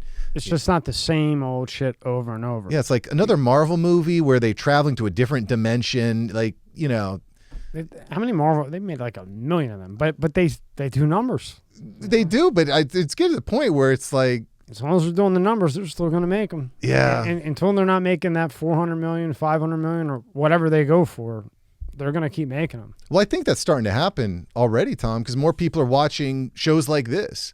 they're spending there's a lot of places to spend your time. They don't, NBC and, Hollywood, they don't have a monopoly on attention. Well, I mean, who would ever think in a million gazillion years that like Mission Impossible within a week would be available on Showtime? That's pretty cool being able to get your shows streamed. But, just to show how things have changed. Can you imagine 10 years ago? Everybody would wait for the DVD to come out. It's like 2 months. I mean, you would wait 2 months. It would be 6. How long before was it usually for like a movie to come out on DVD? A good 6 months, right? At least. It was probably a year. A year. Well, first it would go to DVD. Then after a year, then they would go on the HBOs or Showtime. Oh yeah, right. So it would go movie theater 9 months to a year, then it would go DVD, right? Then another year-ish, then it would go to like an HBO, Showtime, whatever. How long till it was available on VHS on the corner store though, right? Where they're selling the bootleg. The bootlegs you can get in 2 weeks. Oh yeah, I used to buy them, and the guy would be in the back of the movie. I used to buy them all the time and be like, "Please let this one just be a little bit better." The guy sit with one of those huge, VHS cameras with the tape inside the camera, and he's sitting in the back of the theater. And then you get a copy and go, "What the fuck is this?" Yeah, the sound's fucked up, and you see people's heads moving, but I'd watch it. Oh yeah, because I mean, you don't have an option. You got to wait 6 months to see it. Right, you could tell your friends in high school, "Yo, I saw that movie." No, you didn't. Yeah, I did. But back then, how long? Like when VHS first came out, you went to the movies. How long when they first came out until it went to VHS? It was Roughly. probably the same. Same. Like a year. It was like, oh, there I am. Probably the same. It was like a year before you can get it on tape. I couldn't believe it when I saw that within a week, Mission Impossible was going to be on Showtime. I was like, what? And and the new Jackass 2, a week went right to Showtime. I think the reason is because people are stealing them so fast. The digital, somebody's intercepting something, or somebody at the studio's got a copy of it, and they put it out. So they just try to stay ahead of that shit. That makes sense. Because if somebody steals it, well, most people right now aren't going to the movie theater anyway. Right. Then you take that on top of the people hacking it, which they can, or somebody stealing it from the studio, which I'm sure they're doing, especially times like this. Yeah. So it's better just to put it the hell out, make the most you can, and avoid the hackers. Yeah, if you can't beat them, join them. Yeah. I mean, because I'd rather watch the actual one and spend... This episode is sponsored by Aurora. Do you know what the fastest growing crime in America is? For years, this crime rate has been surging and affecting millions of Americans. I'm talking about identity theft, and there's a new victim every 14 seconds. Yet despite this, those who have had their identity stolen are often shocked when it happens. That's why I'm excited to partner with Aurora, who is sponsoring this video. Aurora is identity theft protection, fraud monitoring, a VPN, password management, and antivirus software all into one easy-to-use app. Their VPN allows you to stay anonymous online by keeping your browsing history and personal information safe and encrypted. Protect you and your family from America's fastest growing crime. Try Aurora for free for 2 weeks and see if you or anyone in your family's personal information has been compromised. Start your free trial today. Go to aurora.com/MSCS. The link is in the description below. The $10. Yeah. And I hacked one that there's going to be something off. Right. But I maybe mean, not. Because I know that when they give out promo copies to celebrities, these days they're stamped with the guy's name, whoever they give it to. Oh. If they give it to the star of the movie to preview, it's got his name on it embedded in the code. So if somebody copies that, they know where it came from. They know where They can track it back. That's right. Yeah, they're getting smart. Now now would that be blockchain for them to stamp that on there? You could. What you would probably do is you would turn the movie into an NFT, save that NFT, that non-fungible token, onto that blockchain at that point. And then, any reselling, you couldn't copy it, but any manipulations or changes to it could be tracked. Right. Because even if they put it in Photoshop and tried to erase it, put layers, they could still, they would know that it was altered. Yeah, well, then that's kind of what's cool about NFTs. But you kind of going back, you have to accept this kind of like, with all these great features, with all this transparency comes a lack of privacy. You have to sacrifice privacy to gain the convenience. And, that's probably the biggest If question. you want the convenience. Right. It's up to you. That's the question over the next decade is, what do I value more, convenience or privacy? Yeah. And that's, I agree with you. I think that's what will be the ultimate question with a lot of things. Yeah. So are we at Web 4 yet? Is there a fucking 4 now too? Or we haven't gone to number 4 yet? That will be the next time you go. Right next time. Yeah. I mean, I think, the most. Web 1, 2, 3, 4, NFT, lithium, blah, blah, blah, blah, blah. And honestly, Shit. Web 3 Just have isn't. one damn thing. I was listening to a podcast on this the other day. I don't really think that Web 3 is all that different from Web 2. Yeah. It's just. It's more transparency. It's less centralization. I think of the big things, the NFTs, the virtual reality, the augmented reality, all really important things. And honestly, all really coming to fruition down here in South Florida. Like South Florida is the place to be if you're into this type of stuff. NFTs, crypto, in particular. Mayor Suarez down in Miami is like, listen, we are going to be the biggest hotspot for NFTs. That's why you saw NFT Miami. That's what's happening in Wynwood. I mean, like, South Florida is the place to be if you're into this tech, which is, subsequently causing another problem down here, which is the cost of housing. Cost of housing is just completely exploded here in South Florida. I know other people in other places, they said it started to go down. I said, well, it hasn't gone down here. Yeah, well, and that's I think you're going to see that across the country, but I don't think it's going to start. Historically, prices rise and fall, but I don't think you're going to see any falls in Florida for the foreseeable future. I think the prices will stay the same. The interest rates will go higher because the banks know something's coming. That's why they're hiring their interest rates, so that they are loaning to people that have the best chance of being able to survive what's happening. Yeah. I don't know. Now, back to the metaverse, because you know all this shit. Does that scare you? Because that could go two different ways. That could go real fucking negative, and it could go real positive. I'm not. So the short answer would be no. I'm excited about the metaverse. I grew up in a world where playing video games and being immersed, computer lab battles with my friends, Halo across the internet, and I love that feeling of being able to just feel like you're in another immersive world. So I think it's super exciting. I probably told this story last time I was on, but I spent the metaverse. I spent New Year's this past year in the metaverse. Came down with COVID, couldn't go out anywhere, stuck at home with the Omicron, and wife didn't want to hang out with me. Kids didn't want to hang out with me. I was at Omicron. Was it really that bad? No, it was light. It was light. It was walk in the park. I was very tired for about a day. That was about it. But because I tested positive, I couldn't go out anywhere. So I said, what the hell? I'll just throw on the Zuckerberg Rift 2 virtual reality goggles. And I spent New Year's in this virtual reality world. There's a lot of, I think, things that need to happen before the metaverse gets to that scary point.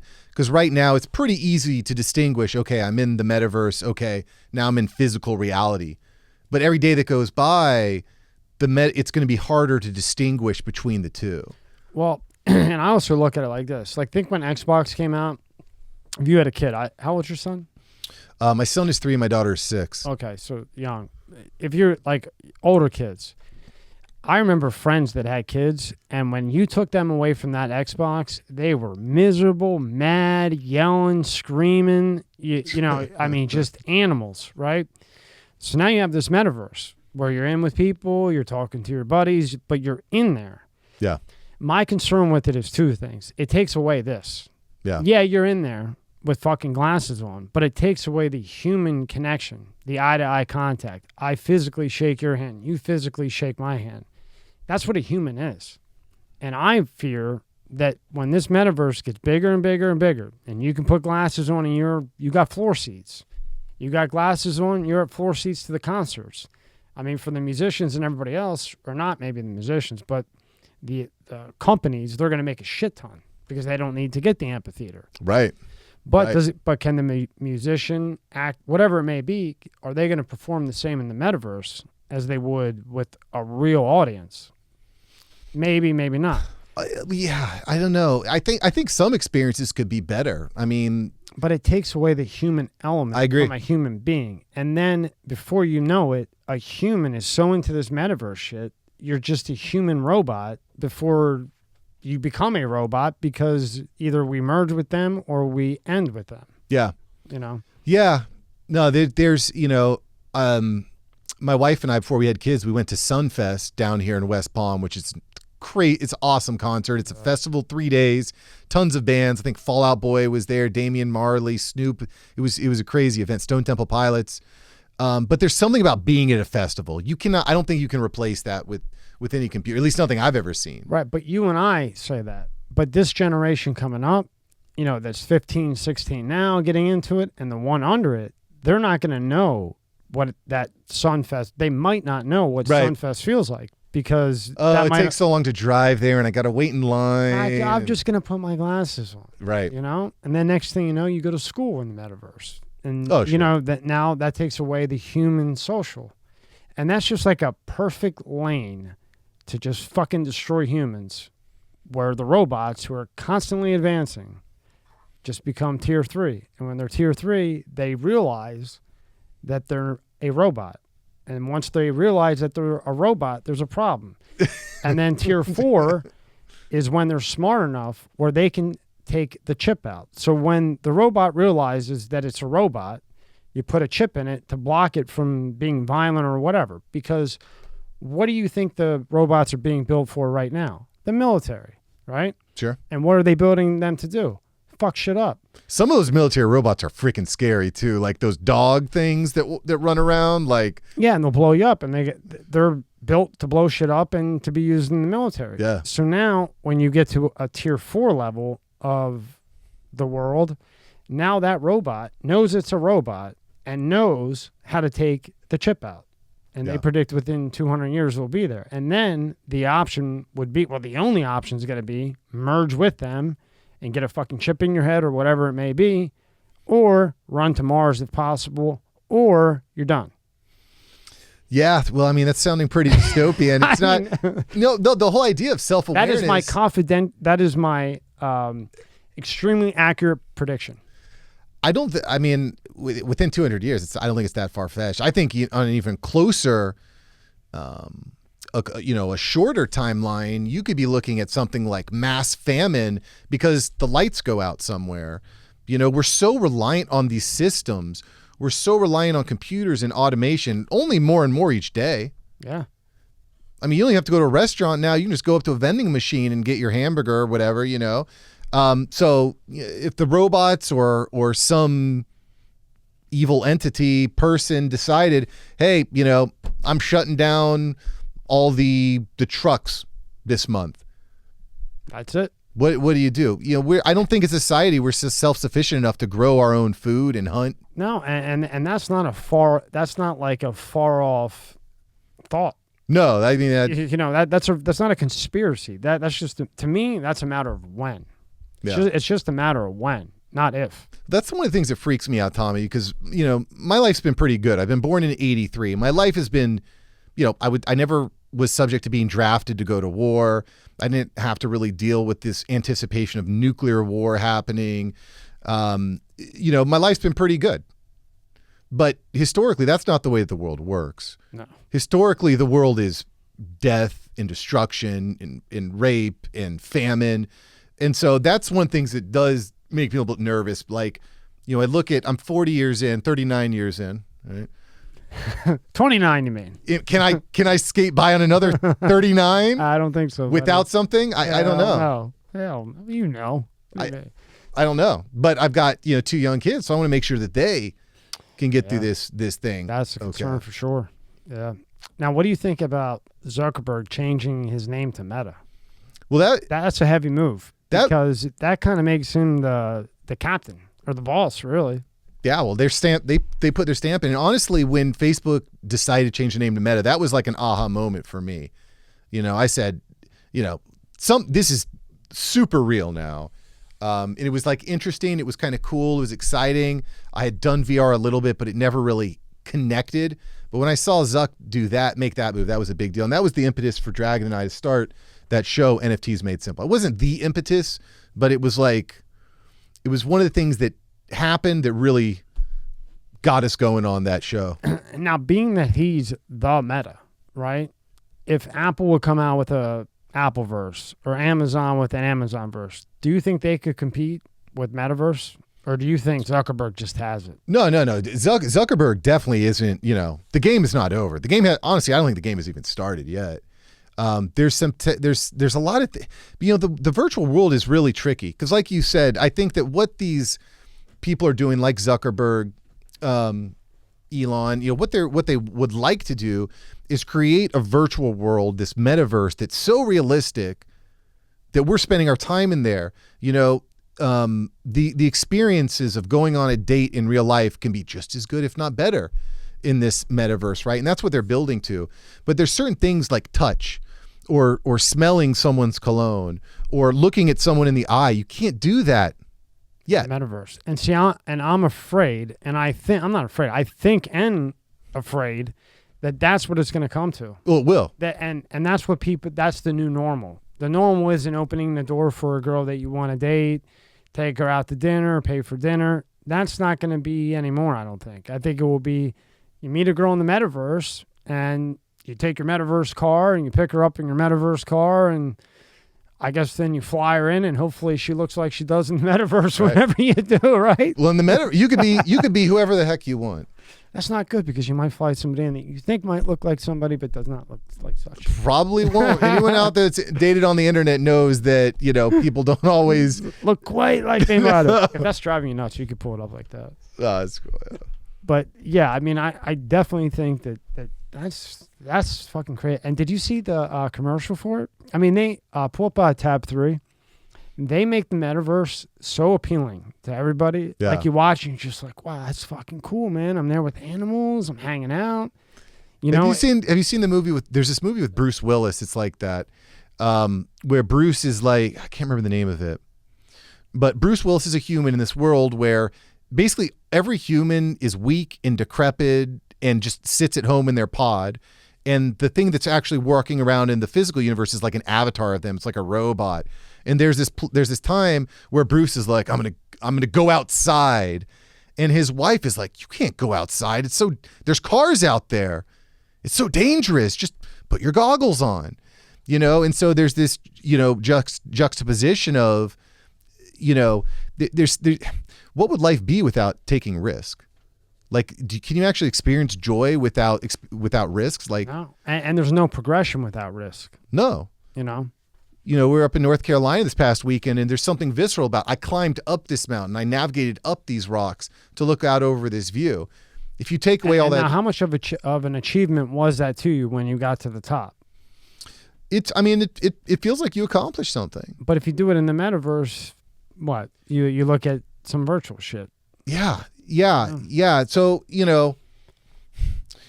I think that, as humans, the reward doesn't taste as good without the risk. The loss is part of the game. Without the loss, without falling and scraping your knee, without getting an F on a test, you can't actually appreciate the juice from the reward. And Mark, they're taking it all away. And it goes from the metaverse to giving everybody a trophy to bully shit. You can't tell somebody he's an idiot, and then that person can't say, no, you're an idiot. That's a human conversation. Yeah. You're an idiot. Now you call me an idiot. Now we fight if we have to. Who cares? And then we go have lunch. That's what humans do. Yeah. But, now if I say, hey, Mark, you're 80 pounds soaking wet. Oh, I'm bullying you. And if you say to me, you have too much gel in your hair. Oh, you're bullying me. Yeah. You know what I mean? It's just ridiculous. But the conflict is what makes you better. Exactly. It's just like across every single aspect of our society. You don't need to work out. You just need to take this pill. No, you need that conflict. You need the chaos, because then the chaos is what makes something better. It makes people better and evolves in a better way. But that's one of the problems, I think, to your point, Tommy, that you have in these virtual worlds, in these metaverse worlds, is they don't want to give you conflict because conflict doesn't feel good. It's what happens after conflict. So they're just going to keep feeding you with the dopamine, like, no, you didn't have to work out to get the chick. You just got the chick. because you're, Here's another thing, right? You go into the metaverse, you can be whoever you want. You could be a fat slob on the couch with beer and French fries and a juicy, I don't know, quadruple fucking cheeseburger from Wendy's or whatever that big one is that, what's his name, eats. My friend eats this one. But, you could be sitting on the couch, but in the metaverse, you have a six-pack. Oh, yeah. Look good. You look sharp. Shit. Why ever get off the couch? Right. Why ever do anything but just Why even be a person? get enough money to keep paying the Wi-Fi and you're good. Yeah. Just be a robot alligator or, whatever the hell you feel like that day, you can be that. And now if you're 16, 17 and you watch this commercial, I mean, this fucking thing just sucks you right in. Watch this shit. This particular one. It's the other Vimeo. I think it's right there. To the right. Yeah, click that one. Yeah, that one right there. Yeah. Fucking crazy. Oh, yeah, I've seen this. Yeah. So they're in this art gallery. They're looking around at these pieces of physical art, although they could be NFTs. That's what the implication is, by the way, I think, of this. This is an NFT. Look at that. That makes it look so cool. Yeah, now they're just This is the dimension of imagination. Yeah, so now they just get sucked into this art, this piece of NFT. Give me a little more sound. There we go. See, I mean, that makes it look so... Look.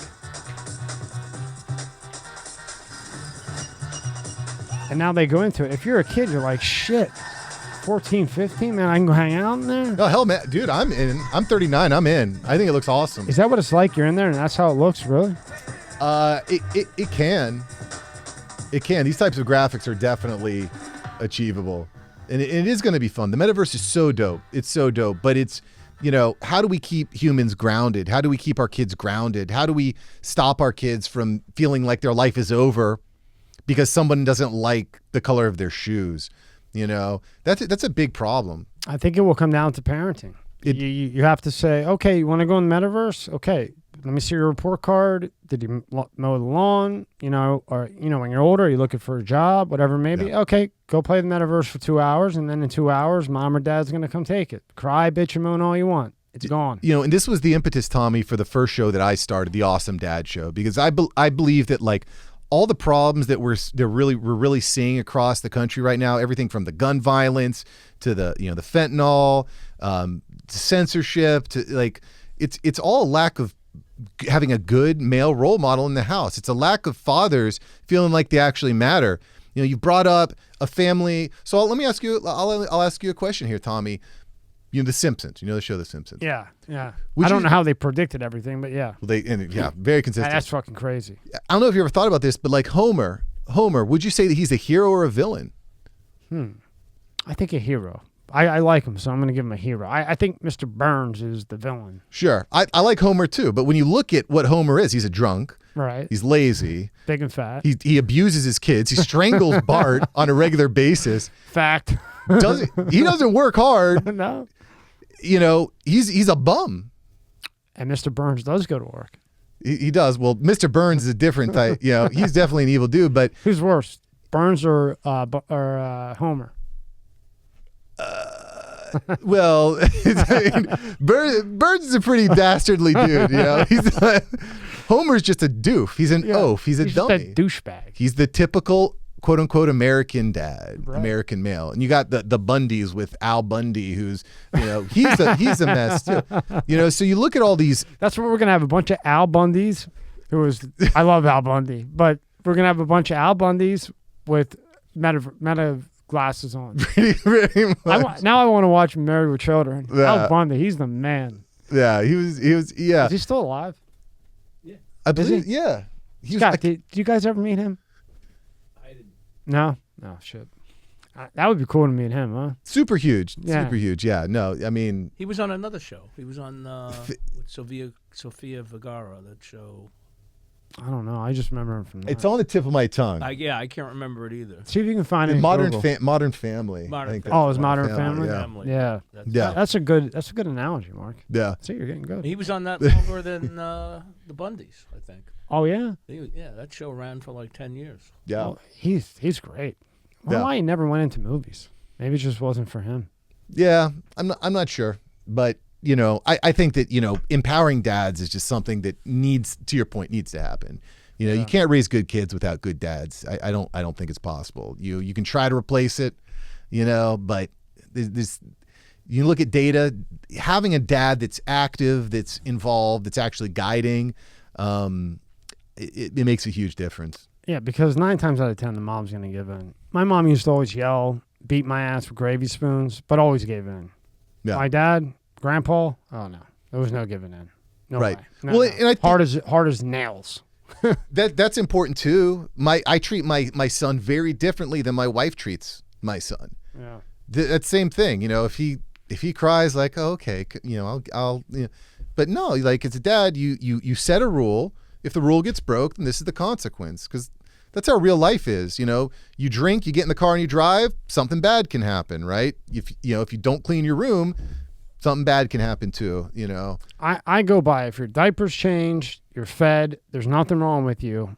If you're screaming and crying because you can't come in the living room or whatever it may be, then sit there and scream and cry, because otherwise, then now you think every time you cry, dad's going to come help you. Mom's going to come help you. No, you're fine. I got shit to do. Deal with it. Yeah. And I think if you're not like that, then that's what they do. They become crybabies, and you can't take them to dinner because if mom leaves or dad leaves to take a leak, then they scream. And I just will never go to dinner. Yeah.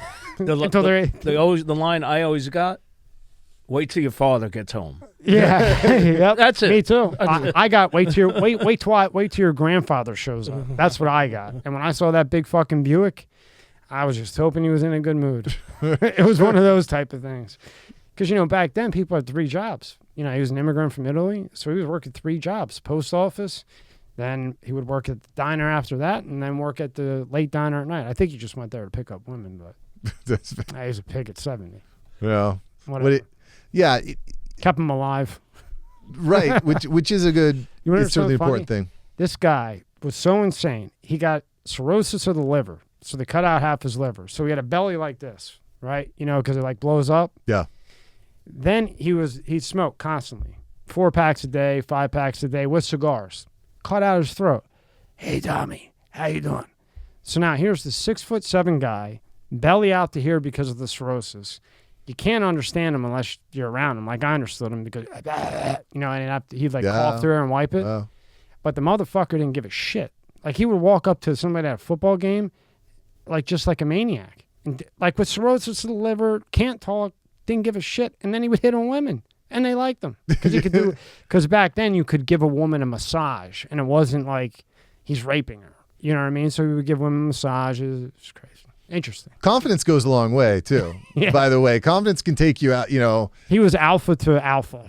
Yeah, it was definitely a different breed. And, I don't necessarily know that we're going in the right direction now. We're not replacing ourselves. We are not going in necessarily. Hello, Mark. Hello. Yeah, I think we are not going in the right direction. Well, replacement rate too is a problem. We're not having enough kids to replace ourselves. We're down a lot. Yeah, I think it's something like the average family's having 1.6 kids. Yeah. I think. Yeah, we looked it up. It was like 1.6, 1.4, and had an arrow down, as in continuing to go down. I was having a conversation with my buddy the other day because he doesn't have kids, and we were talking about my family and whatnot, and I asked him, so what about you? Are y'all planning to have any kids? He's like, yeah, well, I was going to. We were right about to do it, right about to have kids, but then inflation started happening, so we decided that we're probably we're going to probably put it off. Meanwhile, his wife is like 40 years old, so clock is ticking. Yeah, clock is tuck, so to speak, right? And that's something that I never wanted to say is I can't have kids because I don't have money. But that's kind of the trap that we're put in now. Are you going to have, do you want to have kids? Do you want to build legacy? Do you want to fulfill that internal drive, that internal instinct? Instinct. But right now, is now the time? If you're barely making it now and all the prices going up, do you want to bring another life into this world that you're barely getting by yourself? Well, that's a sad question I think that a lot of people have to grapple with. I like the dad thing you did. I saw it. And I think it's good, and I think it's right. I think you're 100% on point. Yeah. Yeah. I mean, we need more dads to step up because it's not sexy, it's not cool, it's not exciting to be the dad. You're typically the brunt of a lot of jokes, you know, the dad bod, the dad, you know, the lazy dad, you know. I think that's so sick. I just think it really devalues that role in the family. And then when you see that role devalued, when you see dad turning to, I don't want to be at home, I don't want to be part of this, yep. You know, Happens then. divorce rates are way up. You know, do I got to get stuck in this custody battle? Typically, the woman comes out ahead, big time ahead. I mean, and so the kids, as a result of this, are broken. They're being fed garbage through social media platforms. They're getting upset because someone tells them that they don't like their haircut or whatever. And then it's leading to all these sorts of massive problems. Drug use, suicide, depression, anxiety, the list goes on. And the shootings too. I mean, you know, I struggle with this a lot because I feel like, you know, I talked to Andrew Bustamante. He was the nuclear CIA guy, and I asked him about these shootings. And you know, because he was a spy. He was nuke later, but prior to that with the CIA, he was a spy. So we go to other countries and spy and all this other shit. So he knows like the way these people think that do this stuff. And the way he explained it was, like right now we're at 33 shootings for the year. Our average is usually 23. He said by the end of the year, it will be 46. And I said, why 46? And he goes, well, when COVID happened, all those people that were planning on making a move, they couldn't make that move. So it's not like those guys just decided not to do it. They just couldn't do it. So now that overlay is happening now because I thought it's the border. You know, I'm thinking, well, all these people coming in through the border, that's why this is happening. What he said was, no, these have all been planned. They were just put on hold for a year with COVID. Now you're seeing everything come out because all those kids had it planned. And then the kids that were going to do it in 2022, they were going to do it in 2022 anyway. But he said the scary thing is now that the way the mind thinks with people like this with mental issues, the new standard now will be 46. It won't be 23 anymore. So now when these guys go and look that are into this thing and, you know, have issues that for whatever reason don't get help, maybe bad child, who knows why they're the way that they are. Well, in their minds, the new standard now is 43 to 46. Is the time to act out their violent fantasy. Their violent fantasy, right. So he said by the end of the year, you're going to double because the average is 23. Those 23 didn't change. Yeah. So he said, by the end of the year, there will be 43 to 46, and that will be the new standard, no longer 23. And it kind of makes sense. And I was dead set it was the border. I thought, well, I mean, shit, if you let 20,000 people through the border a day, what do you expect? It's like 100,000. Or 100. Yeah, we looked it up the last time. Whatever obnoxious number it is. Yeah. That's where my mind went to. But then when he broke it down like that, that pretty much makes sense. And then he's a CIA guy, so he probably knows. Yeah. Well, yeah. I mean, I'm not really. That's it. I mean, it's an interesting. I hadn't thought about that all these people that had plans had to put all their plans on hold for 18 months. I know. I didn't. I never thought about that for a second. I just thought border, depression, what craziness. Well, one world thing going to shit, whatever. One thing I found this out very quickly during the lockdowns. If you put a 3-year-old in a home and tell them they can't go outside or go anywhere, they are going to drive you and everybody in that home insane. They're going to tear down everything. Nothing will ever be cleaned. You will never get any sleep. Nothing. It's just madness. Like, we need to get outside. I don't know. The lockdowns were probably one of the most disastrous things for mental health that could have happened. It's unconscionable. And I don't think that the results of that have fully taken effect. Not even close. Not even close. Like these school shootings are horrible, but I hope I'm wrong, but I think it's going to get a lot worse because now the people with these issues, they had a year to think about things, to think about ideas, watch crazy stuff on TV like the ID channel. That's nothing but killing people. And you know what I mean? Just all the shit on TV. Bill Maher had a segment on this where it was just really clever. It was really good. Yeah. Yeah. Where he's just talking about how like all we do is watch revenge porn, right? Someone comes and kills Keanu Reeves' dog. And so he's like, oh yeah. And he's just He kills half the city. I know. And I love John Wick. It's such a sick movie. It's a sick fucking movie. Speaking of unique, cool movies, John Wick is definitely that. But when you're feeding a distressed mind, violence all day, every day, celebrating the violence. I mean, what do you expect to happen? It's not. And by the way, I don't think that that's that controversial, but people don't like hearing that. They don't like hearing it. No. Like no, I want my obscene, over the top violence, and I want it right now. Yeah. And that's not new. No, but we're in a new type of world, and things are different. Yeah. You know what I mean? I mean, that's all you can say. It's different now. Well, it used to be in the world, like if something really violent happened, it's probably because it was happening to you. Someone was coming and stealing something out of your yard, or they're beating you up on your way to school or to the mall or to wherever. But nowadays, a lot of the violence that we experience, it's not actually happening to us. It's happening to someone else. It's like watching the gladiators in the Coliseum. Like, okay, that guy got stabbed in the face. That didn't happen to me, so that's cool. But I just think that the mass ability for people to experience horrible violence without any sort of negative repercussion, it gives us a false sense of what violence actually is. You've been in a fight, right? Yeah. There's a difference between seeing a fight and actually getting punched in the face. It's night and day. It's completely different. Yeah. No, I agree with you 100%. 100%. And that's the negative of all this, right? The positive is that we use all this technology in a good way and make things simpler and more peaceful, but we all that ain't happening. So here's something that's kind of scary, right? Because we all want to stop the school shootings. Like nobody wants these school shootings to be happening, right? We don't want them to be happening. So what if we used all of this data that's being collected via your TikToks of the world, all these social media algorithms, the cookies, the Googles, all these things, and we use that data to predict who the people that are going to perform these mass shootings are, and you shut them down before they can, or you... Well, that's what every detective agent that I've talked to said. But instead, they take that data to figure out how we can go green. Yeah. Yeah. And that's not bullshit, really. That's what they're taking the data and putting it in stupid ass areas. Yeah, but but here's the scary thing, right? Like, but you're all right. Do you really want that would work? Do you really want a government agency to say, no, we're taking away your Second Amendment right because we've seen this pattern of search behavior that makes us believe that you actually shouldn't have a gun?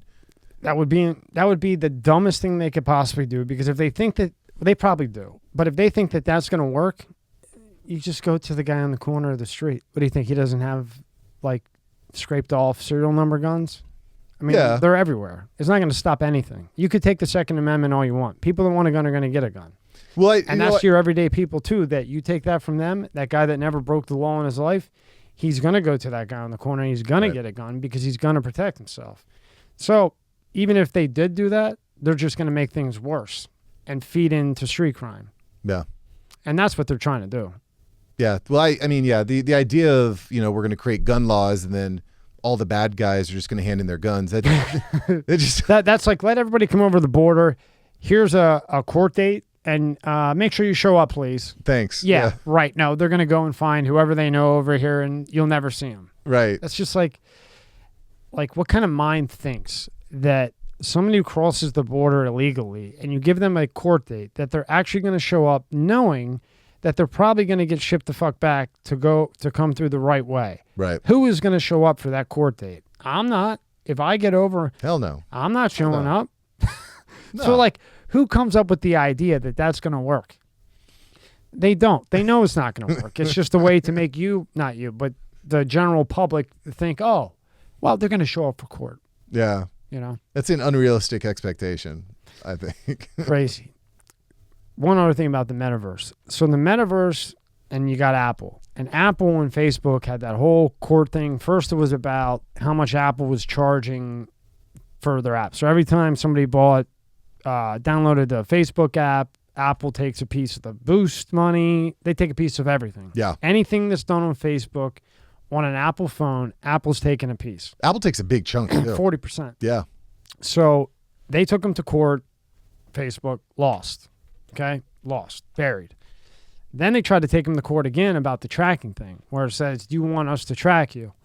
And Facebook said, well, Apple's killing us because now we can't get data to know who I want to shoot ads to. What do I shoot to Mark if I can't track him? What do I shoot to Scott if I can't track him? Yeah. Tommy, and so on. Then they tried to sue him on that. I wasn't sure what was going to happen with that. Apple won that. So now as this metaverse evolves and gets better and better and better and more purchased, they're going to have it in the Apple store, right? Some of them will be. I'm talking about the specific Zuckerberg. Do you think he'll pull it out of the Apple store, being that he's going to have to give them 40% of fucking everything? That's a hedge bet. Well, okay. So Meta right now does have two metaverses that are pretty well fleshed out. There's Horizon Venues, which is where I spent New Year's, right? Because I had COVID. In Horizon Venues, you can like sit courtside at basketball games. You can go to concerts. Yeah. What's that through? It's through the you have to buy Meta's goggles, the Oculus Rift 2. It's like $300. It's very, very I approachable. thought they'd be more than that. $300. It's not bad. $300. And you could be at like floor seats? The floor seats at like I think Celtics game. They have different basketball teams. Yeah. Really? Floor seats. Like you're sitting on the floor. You're watching the basketball players go by. And like you're actually seeing not like virtual shit like the No, real it's real. players? Yeah. Wow. Yeah, it's pretty dope. Fuck. It's pretty freaking This cool. is a dangerous thing, man. It's pretty cool. Scott, think you can go back and watch a baseball hockey game with them glasses on and you're right there and see them play? Yeah, you're Nice. the umpire behind the catcher, right? You watch the ball coming in at 95. Wow. That's crazy, huh? See, that's where it fucking gets real scary. Sign me up.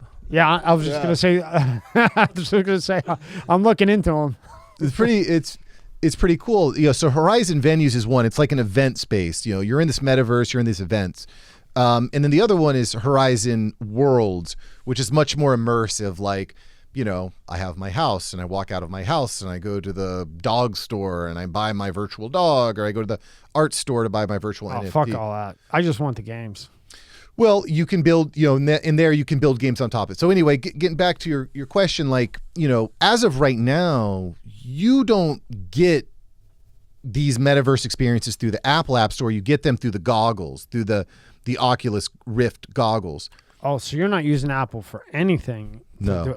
Okay. I thought you would have to go through the App Store. Right. No, not as now. I think, what the real battle is going to be, right, along those lines is who's going to have the hardware that everybody wants? Who's going to have that headset that's just unreal, that really makes you feel like you're there, that has these various, special features. And I think that, that's going to be where all those metaverses are played out. Right now, there are metaverses that you can get through the App Store, or you can get by going to Google and downloading like the Sandbox or Decentralized. Who do you think, in let's say 3 years from now, who do you think will be the top three in this metaverse? Because there's going to be other competitors. So, and I'm talking about big. So you have Facebook, Meta, right? Who else do you think will be king? You think it'll be Apple, Samsung, Amazon? Elon comes out with something. What do you think? In the virtual world, I definitely think Apple and Meta, I think, are the big players. Trying to go through the recesses of my brain to see who's another big tech developer who's working on hardware. I could see it. I think all those are safe guesses. They're safe options. My guess is there's maybe a hardware company that we haven't heard of yet that's going to develop some sort of like really revolutionary aspect. So like, for example, maybe they really figure out eye-to-eye contact, and they just have something that you can't pass up. It could even be a company like Ray-Ban. Maybe Ray-Ban comes up with a glasses technology that they look like just nice sunglasses, but they also can implement digital imagery into it. It could be something like that. Well, I would assume like a name brand, like a Cartier or a Ray-Ban, they almost might have to. I mean, I don't know if the high end would, but like a Ray-Ban. A Ray-Ban might come out with a virtual glasses and merge with an Apple, because they're not going to have the software, and you know what I mean? Right. But they could come out with the hardware compatible to Right. a Meta or an Apple. Do you think Apple will be the ultimate Meta? I know you're still using Samsung. I thought maybe by now you've changed. No, What kind of computer are you using? I use a PC, baby. I'm a PC. You're fucking doing a podcast on a PC? Yeah, man. Jesus Christ. Yeah. I feel bad for you. I know you Apple. I know the Apple user is going to send me lots of love. I know it. No, I know it, but hey, you it's know your like- shit, all the love, but you're crazy. You're Yeah. out of your damn mind. That's fair. The problem I have with Apple is that everything has to be different. Why does it have to be different? Why can't I just use the same charging cable that I use for everything else? Doesn't matter. It's night and day. With what you're doing, you're everything would be double if you were using Apple. There's no comparison. Maybe. That's fair. Scott used Windows for 33 years. He's just now he's got an Apple. He's working on it, and I'm sure he hates it at the moment. Do you hate it right now? No, I don't hate it. Are you starting to like it? In a month, he's gonna love it and take that Windows computer that he had and hit it with a baseball bat. Or no, I'm sorry, golf club. Scott, That's fair. He loves to golf. When I pride myself on someone who's always accepting and excited about new technology and learning new things, but the problem is I know Windows so well, and it's hard to make that change. It's tough. I'm not gonna lie. It was for me. It is tough. Yeah. Scott's going through it too. It's tough. Well, I've used Apple before. The Big Macs with Pro The Tools. screen, Pro Tools, and all that. That stuff. But using a laptop, what are you doing on a laptop most of the time? You're not doing intricate stuff. Yeah, you're just searching shit, Yeah. whatever. And the keys are so different. Yeah. And, there's no, Command Z, is erase, Command V is paste. I think computers are going to look really different though in 5 years, 10 years. I think they're going to look. I think that this world where you've got like little glasses or goggles that give you your perfect workspace. I think that's probably where things go. Like a Matrix. Yeah. I think you'll go to Starbucks, instead of seeing a dozen people on their computers, you're going to see a dozen people with goggles on, and they're going to be in their perfect workspace. They're going to be, we're either going to be having conversations with clients that are across the country, but they're still sitting at the same Starbucks together.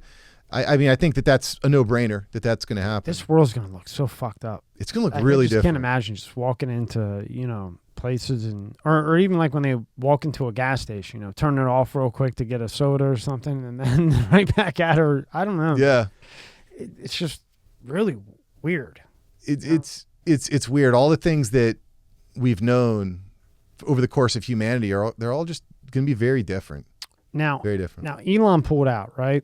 But he's going to get fined $1 billion for that. Is that done? Yeah. Twitter? Well, it's not done. I mean, they're suing him. Twitter's suing him for pulling out. Right. But he did pull out because he said there's too many bots. He felt they weren't disclosing, they weren't being transparent over the number of bots. Well, 3 days ago, he said 53% were bots. Oh my. And he wasn't even done. And if you notice, he teamed up with Jack Dorsey pretty quick.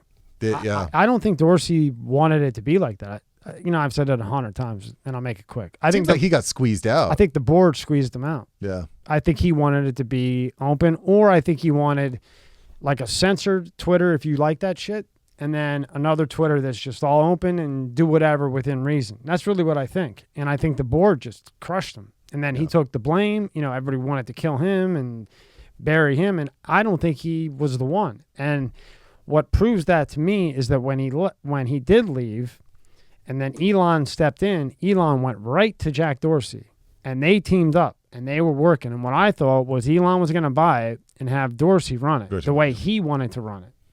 Why else would Elon go with Dorsey, who was supposed to be the guy that was shadow banning everybody, censoring everybody?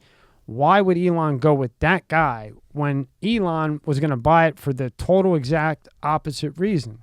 Yeah. The only reason would be that Dorsey had the same mindset as Elon, but the board got him out of it. Can you think of any other reason why Elon, other than to get the source code? Yeah. Why would Elon purchase Twitter?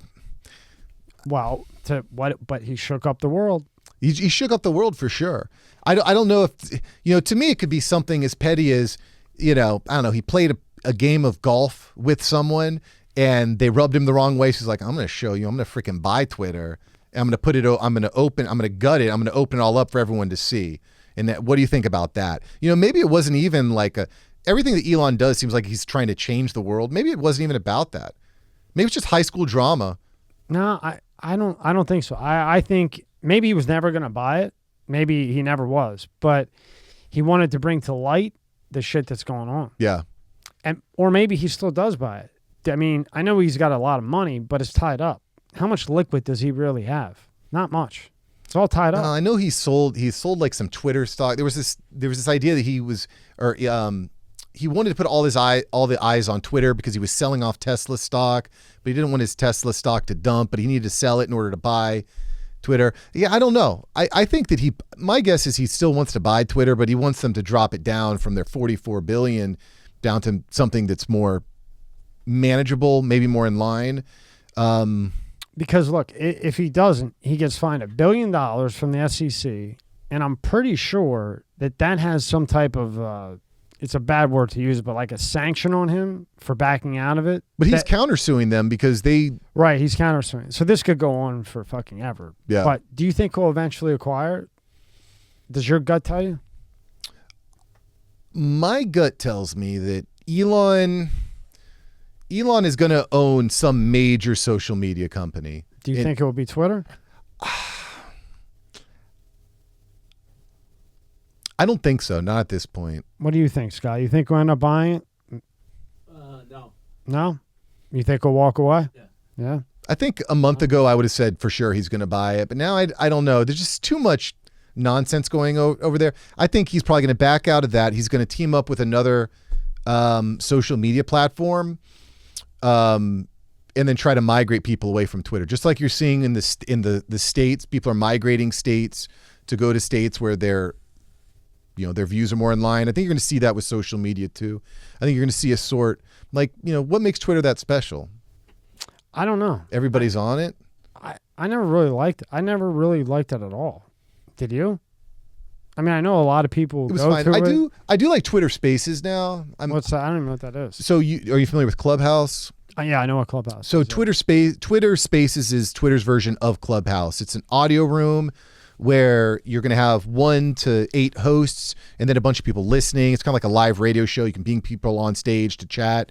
But Twitter Spaces really has the NFT market locked in. Like if you want to be in on NFTs, you have, Twitter Spaces where you're at. Really? Yeah, that's where the conversations are happening. Or by listening to NFTs Made Simple, you could do that too. But that's where the action happens. So, but that's really the only reason I'm there. Like, I don't really get my news from Twitter. But a lot of people do. I know a lot of people that go on Twitter every morning, like on the shitter. Instead of reading the newspaper, they read Twitter. They get See their what's news trending. Yeah, that even after they just realize that. I remember Rogan said whenever Elon was threatening them with buying it, they're going delete. Yeah. He gained like 300,000 followers. That was weird. All kinds of people were like that were shadow banned. That could have been something. Maybe they had a company that they were pushing, and if they were right, if they were left, whatever the hell it is, they Katy pushed Perry lost like 5 million followers or some obscene number of followers that just poof gone. It was weird. It was weird really what happened. Weird. Maybe and then all of a sudden it came back. Right. As they're hitting that fucking delete button, fucking shit's popping back. Like, yeah. But the effect and the negative impact on progress. Who knows what kind of effect that could have? It could have been a genius that had a great idea, and they shadow banned him because he said something they didn't like, or she. Yeah. Well, that's what freedom of speech is about. It's about good ideas beat bad ideas. And I think the more conversations that happen, the better ideas we're going to have. That's right. Have you found anything better than Zoom yet? Tell me you have. Have you found anything to do a virtual interview better than Zoom? Oh, yeah. Or Skype? What? Yeah. So what I used to record my shows is a program called Riverside FM. I recommend it to my clients also. It's a great platform. It's similar to Zoom in the way that it's structured, kind of like a meeting, side by side talking head style recording. But what I like about Riverside is it records locally on both your computer and on your guest's computer. And then after the recording is done, the recordings are uploaded automatically to Riverside. Still sucks. So there's nothing like I can have this set up, set up like a Zoom type of thing. They're on the screen, plugged in 4K or 1080p, not shit. Good sounding. There's nothing. Unless that other person would have a camera, I guess, and a microphone. I mean, the video recording from Riverside is the local recording gives that technology, in my experience, the best recording possibility. You can get the full 4K or the 1080 through a program like that, because it's not the problem with Zoom is it's recording in real time in the cloud, you know. So if you have a latency issue or an internet issue, lag issue, it distorts it. But when it's being recorded locally through a program like Riverside, you don't get that distortion because the upload doesn't happen until afterwards. It's just recorded locally on each computer. So it gives a higher quality video. It's not perfect. Right, but you're using your webcam as your camera, right? I currently am, although I've got a DSLR camera that I'm in the process of rigging up. So I'm going to be using that instead to get a higher quality. But then the video. problem would be you would have the higher quality, but your guest might not. Yeah, I mean, you can't, yeah. you know, you can't control your guest. Yeah, I won't do it unless the person has a microphone and a camera, and then they can send me the file. I won't do it. I won't do it. It's too shitty. Yeah. Well, I tell you, I love this setup where you can be in person. Thank you. It's a different vibe. It's sick, dude. This is the way to do it. But I mean, there's a lot of people I could have talked to that via Zoom or Right. whatever that I chose not to, because I just think the quality's shit. That's just my opinion. And that's a fair. And I don't disrespect anybody else who uses it. I just don't. That's why I was hoping you had something good for me. I thought he was going to have a new one for me that actually was good. But Well, one thing you could do is you could like find recording studios that are local. Like if you want to interview, I don't know, someone that's in New York City and they're like, I can't travel. Okay, we'll go to this address to this recording studio. That's what Fox and that's what they do. Yeah. Yeah, like when you see somebody come on, that's what they do. They a ton of people been on all those Fox, NBC shit, and they all give them like they have studios in every state. Yeah. You know all about that shit, right?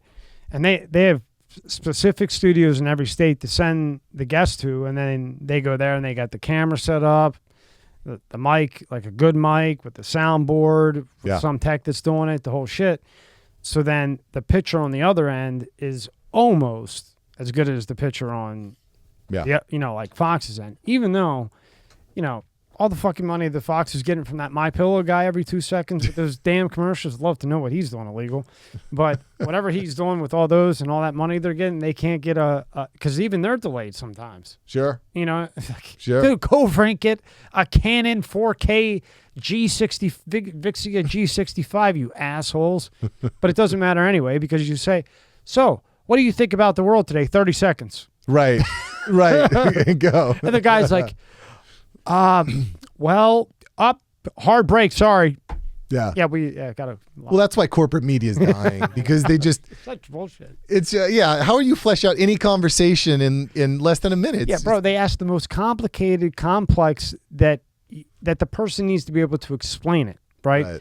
For the person who's watching to get the point and the principle of the answer. But you can't do that with these fucking questions these people ask in 3 minutes. Yeah. I mean, and on all of them. On all of them. And what's crazy to me is they're all in cahoots. These channels, all these channels, Fox, CNN, they're all the same. They're selling the same garbage to this, and then they're shocked when people are like, "We don't trust you." Like, what do you mean you don't trust us? and then you notice, and you think, okay, well, CNN's left. Fox is right. Mscs, NBC, I guess they're left, right? MSNBC, yeah. I do watch their business. They got good business shows, but whatever. But then you look, and they're all doing the same thing. Do you see any of them go to Ukraine very often anymore? No, they're just they're whatever the flavor of the minute is. Yeah, I think they're all in cahoots, all of them. All of them. Our dudes, they're 100%, 100%. They're all getting paid. You can't. You think that? You think they're all paid? You could say plead the fifth. Fifth. Okay. But I mean, you got to be crazy. Like, the best thing for CNN was Trump, because that's just someone they can hate. So this is an interesting thing too, right? As a country, we don't really have any like common enemy. You know, and I'm not saying that you have to have an enemy, but you know, one thing that galvanizes people together is a common goal, a common enemy, a challenge to overcome. And so, you know, CNN has Fox. They're the challenge they need to overcome. We need to beat down Trump. We need, you know, so you have to have the yin with the yang, so to speak. So to your point, they're 100% all in cahoots. All these big. But they still have the yin and the yang, because you got Lemon. He's left as can be, and then you got Hannity. I can't even find him. He's so right. Yeah. I mean, you got to give it to him. He's been around. I think he's been the longest broadcaster. He just got that award, but he is. He's like so right. I mean, so right. And they can't. I don't even like a think nice they. guy, I don't think they can speak their own minds for the most part. You're very limited in what you can say.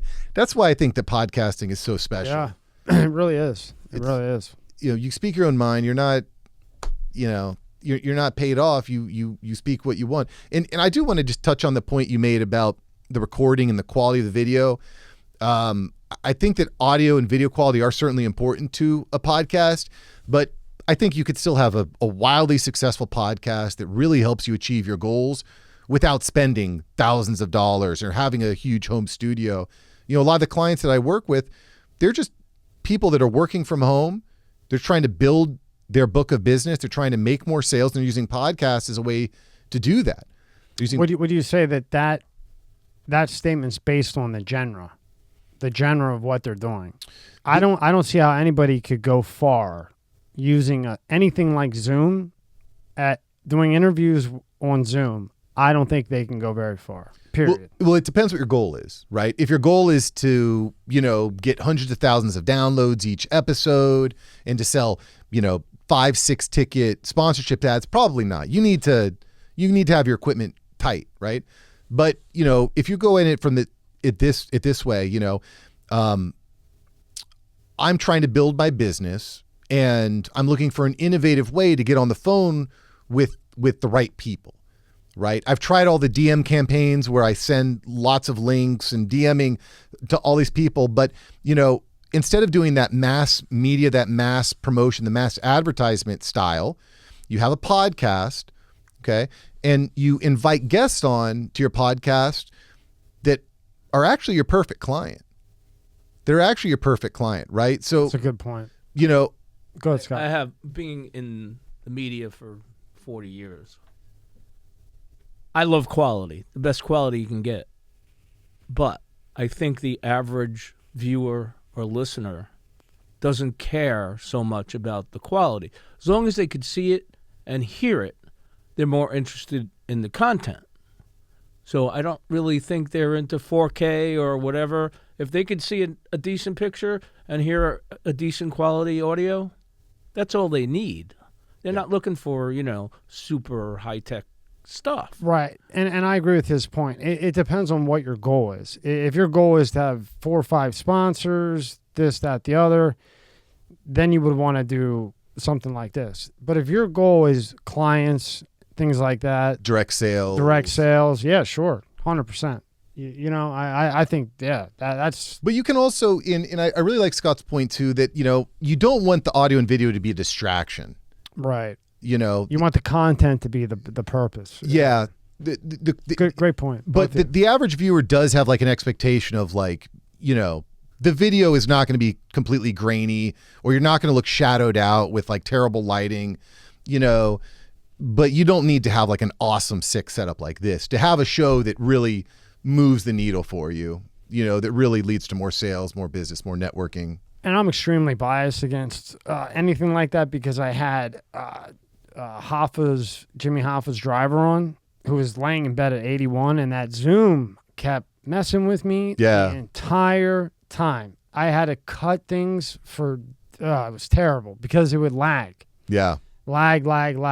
But it was such an interesting thing to talk to Jimmy Hoffa's driver. I mean, the stories. It was crazy. And this guy's 81 and could remember things like he knew what khakis were. He was like, I pulled up to pick him up and he said, go home, you got 5 minutes. You don't pick me up unless you got khakis on. You know, this guy's 81 in bed with his wife. And, you know, he's probably won't watch this. But if he does, thank you for taking the time. The guy's 81 and boy, does he have an elephant memory. Sure. And, wow, just thinking about how smart that dude was going through all that, and then 81, and he could rehearse shit like crazy. You got to watch that, man. He'll fall over. Yeah. Well, in Zoom, Zoom is definitely not perfect. But I can see what you're saying, and that would work perfect for that.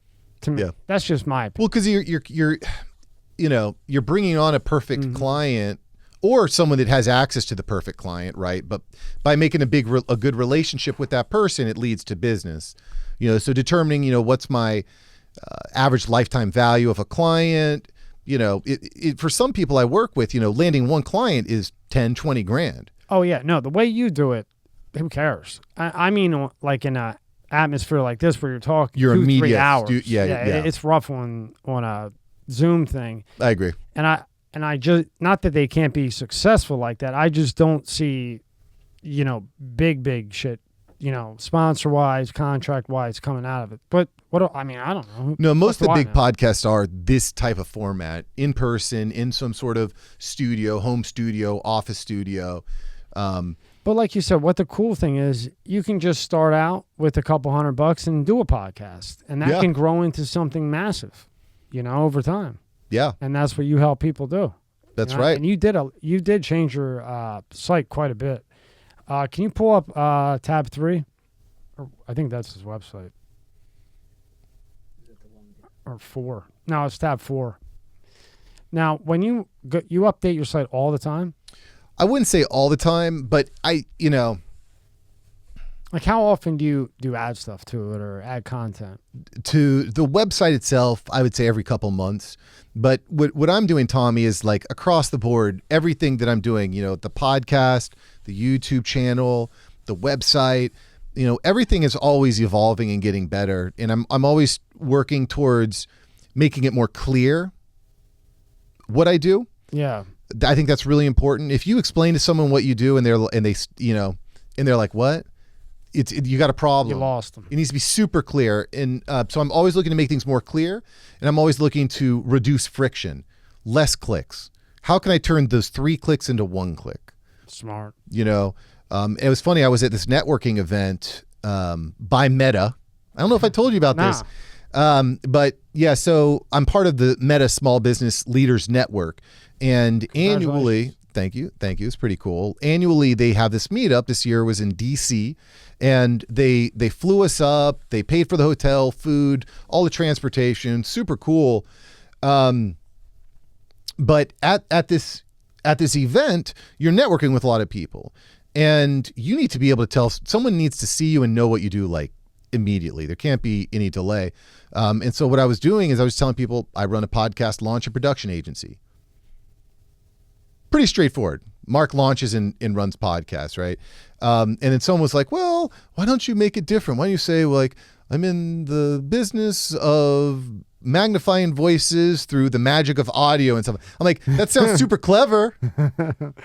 But someone's going to be like, what the hell are you talking about? Just fucking clickbait. What the fuck is he talking about, right? I mean, it'll be like, what? Clarity. Yeah, like you said, simple. All right, so this is your podcast that you have too. And this is what really hit me. So how are you doing your podcast now? Well, so take me through the website or through the podcast site. So this is something that's new for me too. This is a mastermind community that I've been building up. It started in January. And so the Podcast Savant community is for podcasters who are looking basically to grow their podcast and looking for support on the back end. So now if I go to there's my AirPods popping up. That's cool. So like if I go to choose plan, click on choose plan. Now what is all this? So it at the bottom here, you'll see there's 2 plans, but you basically for $50 a month, you're going to be able to get on video calls with myself and other podcasters. We're meeting about 2 to 4 times a month. And then on top of that, I have curriculum, I have exercises that you can do, because what I've found, Tommy, is that podcasting is not just, there's a learning curve to it. People want to have that viral episode or want to have a big podcast right away, but there's a progression. You don't just walk into the gym and lift the 300 pounds. You have to work towards that. So I would start with the first plan, right? That if I'm just starting or I kind of have a little something or I have an idea, I would go with the first plan and then go to the second, or Yeah. I could just go to the second and get them both? Like, is there stages? Well, either of these plans would work, but For instance, let me word it a different way. If I'm into podcasting, this looks interesting. I see Mark. Man, it seems like he kind of knows this shit. Now, for a beginner, would you recommend they go with the $24.99 a month plan and then go to the $50 a month, or can a beginner go right to the $50? yeah. So let me give you a little bit more context, Sure. right? I run a podcast launch and production agency. Most clients that I work with are paying me thousands of dollars to produce the show. The problem is that there's a lot of people out there that want to have a podcast. They can't afford $1,000, $2,000 a month for production. They just can't, right? So I was having a lot of conversations with potential clients who are like, Mark, I love what you do. I'd love to be a part of it. I'd love to learn from you. You've got 5 years of experience. I want to get that knowledge from you. I just can't afford to pay $1,000 for consulting sessions and things like that. So I developed this as a way that you can still get access to me. You can still learn. You can still grow your skill set. You can still grow your podcast. You can still generate income from your show. $50 a month is super accessible. Super accessible. And, I don't want to get to the minor differences between $25 to $50 a month. There's minor differences, but the real goal of this is to say, let's be part of the journey. Okay. We'll work on your show and you're going to get better after every session. And there were a couple reasons I set it up this way. I don't know if you've recognized this. You've spoken to some really impressive people. Thank you. I don't know if you've asked this question, but most of these people you talk to have probably been part of masterminds. They're probably part of small groups of 5 to 10 people who work to help build each other up. Yeah, they all have teams. Every one of them has teams. No matter what it is. All these successful, very successful, guys are worth hundreds of millions of dollars. They all got there with a team. Yeah. But probably not just a team, but probably like, how did they say it? The one guy, Noah, had said it the best way. He built a team that he could trust and knew that could handle the workload so that he didn't have to. So he was overlooking everything, but he built a team where he could live his life, have family time, shit like that, but have a team that he knows if he wants to go to Croatia tomorrow, he's got 10 guys that maybe not as good as him, but good enough to hold the weight. Well, then that's a big part of what the production side is. When I talk about a mastermind, though, right? It's like, Dave Ramsey, for example, huge financial guru, right? Yeah. He was part, before he became the Dave Ramsey we know, he was part of this mastermind community with 10 other men, right? And while they're because there's so many different things you need to figure out when you're building a business or in this case, a podcast. You got to learn, guest acquisition and the balance sheets and taxes and titles and attorneys and, who's the person I know that has access to this person, and so that's a big part of what masterminds are about. So I wanted to kind of develop that, was A. B, I knew that by bringing people into my mastermind community, I could get more access to my listener. I could get a better idea of what they want. What are their problems? Getting feedback is really important. The more feedback you get, the better your show will be, right? And then C, it also allows me to get the first dollar from someone. Because in the online world, the first dollar you get is the hardest.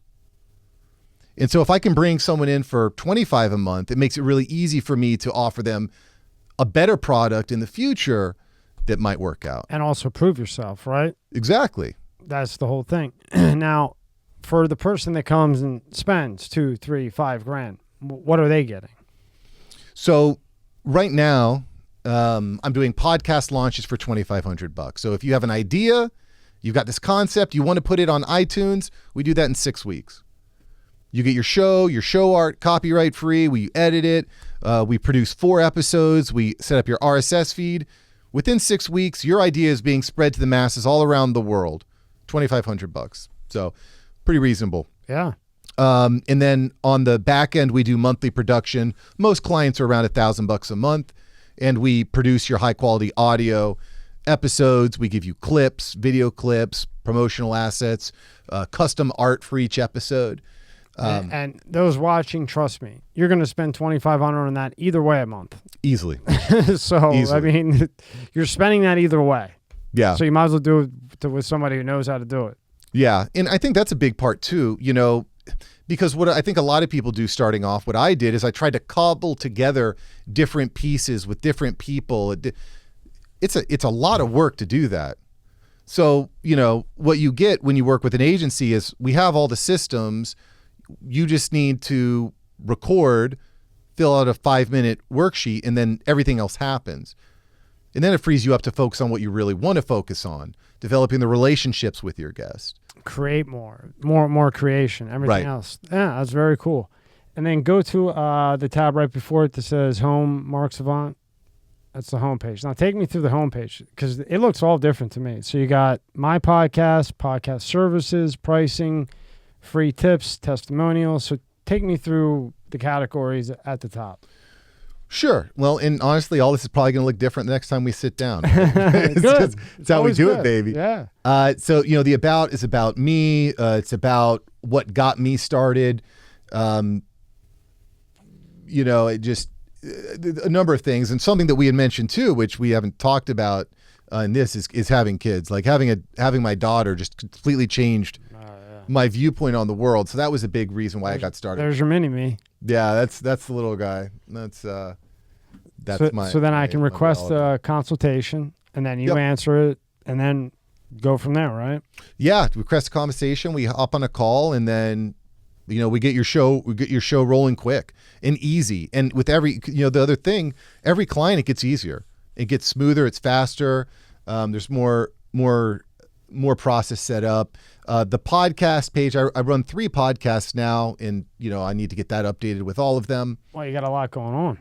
Yes. Your paycheck is a drug. It's time for rehab. Yeah. That's pretty fucking good. You think of that yourself? Yeah, I did. I'll give you an A+ on that one. Thanks. Yeah. Well, you know, that's what the After Hours Entrepreneur is about. It's about, you know, if you're living a lifestyle where you hate Mondays and you just live for Fridays, you're broken. It's broken. You gotta do something. You gotta get to rehab, and that's what the After Hours Entrepreneur is That's about. a great name, man. Go back up to the top of his webpage. And then podcast services, that's basically what we went through, right? Yeah, podcast services and pricing, that breaks down, you know, how we launch shows, what those steps look like, getting better all the time. And it's really worth it because it's really a bitch. It really is. It's a lot of work. And so what I'm really working on now is merging the services side where we produce the whole show for you, but we also give you access to the training at the same time. Not because I want to give you a second job, but there's things that you need to do as a host that you need to learn. You need to learn how to ask a better question. You need to learn how to use silence. You need to learn how to talk into a mic correctly. You need to learn, you know, what do I do after the interview to make sure that I can, get my goal. So I what I'm doing now is implementing and differentiating myself by you get the mastermind of like-minded podcasters, business-minded podcasters, along with the production. And merging those together, I think, will give the best result. And that's very smart because you could give all the tools in the world, but do they know how to use the tool? Right. Right. Okay, so then go back up, Scott, to the very top. And then you have pricing, and then you got free tips. You get free tips, testimonials, you know, basically saying that you're not full of shit. Yep. And I've got hundreds of episodes that help too. That's the other value of having a podcast. You have hundreds of episodes of a podcast. You built a reputation. You're not just showing up on TikTok with, you know, a bunch of quick followers. So It's come along a long way just from the last time you were here, and I'm sure it will be all changed up when you come back again. yeah, I have some notes to send to my web editor. Yeah, there's always something, baby. Always something, man. Yeah. Now, when you saw all this UFO shit, did you think it was actually UFOs? All of a sudden, there's UFOs. There's always UFOs. I mean, the ones that these guys were flying around and shit in. Yeah. Or whatever. I don't know. I think in general humans we see what we kind of want to see. Mm-hmm. You know what I'm saying? So again, when I had the nuke guy in, I played it for him. And he fucking just broke it down and destroyed it. So we're playing it, and he goes, listen to them. He goes, they never call base. They're just talking to each other in the cockpit. Now, if you see an object that goes 30,000 feet to the ocean, drops 30,000 feet in 1 second, you're not going to call, like, who is it when you call when you're in an airplane? Base? Traffic control. Yeah, you're not going to call traffic control. You just saw a thing you never saw, and it dropped 30,000 feet in a second, and they're like, oh, it just dropped. I would tweet that out so fast. But they're just talking in the cockpit. And then you watch another one, and it's a woman. Oh, that looks like a lifesaver. Just talking in the cockpit. Yeah. Watch another one. Oh, did you see that? Wow, that's really fast. It looks like an M&M.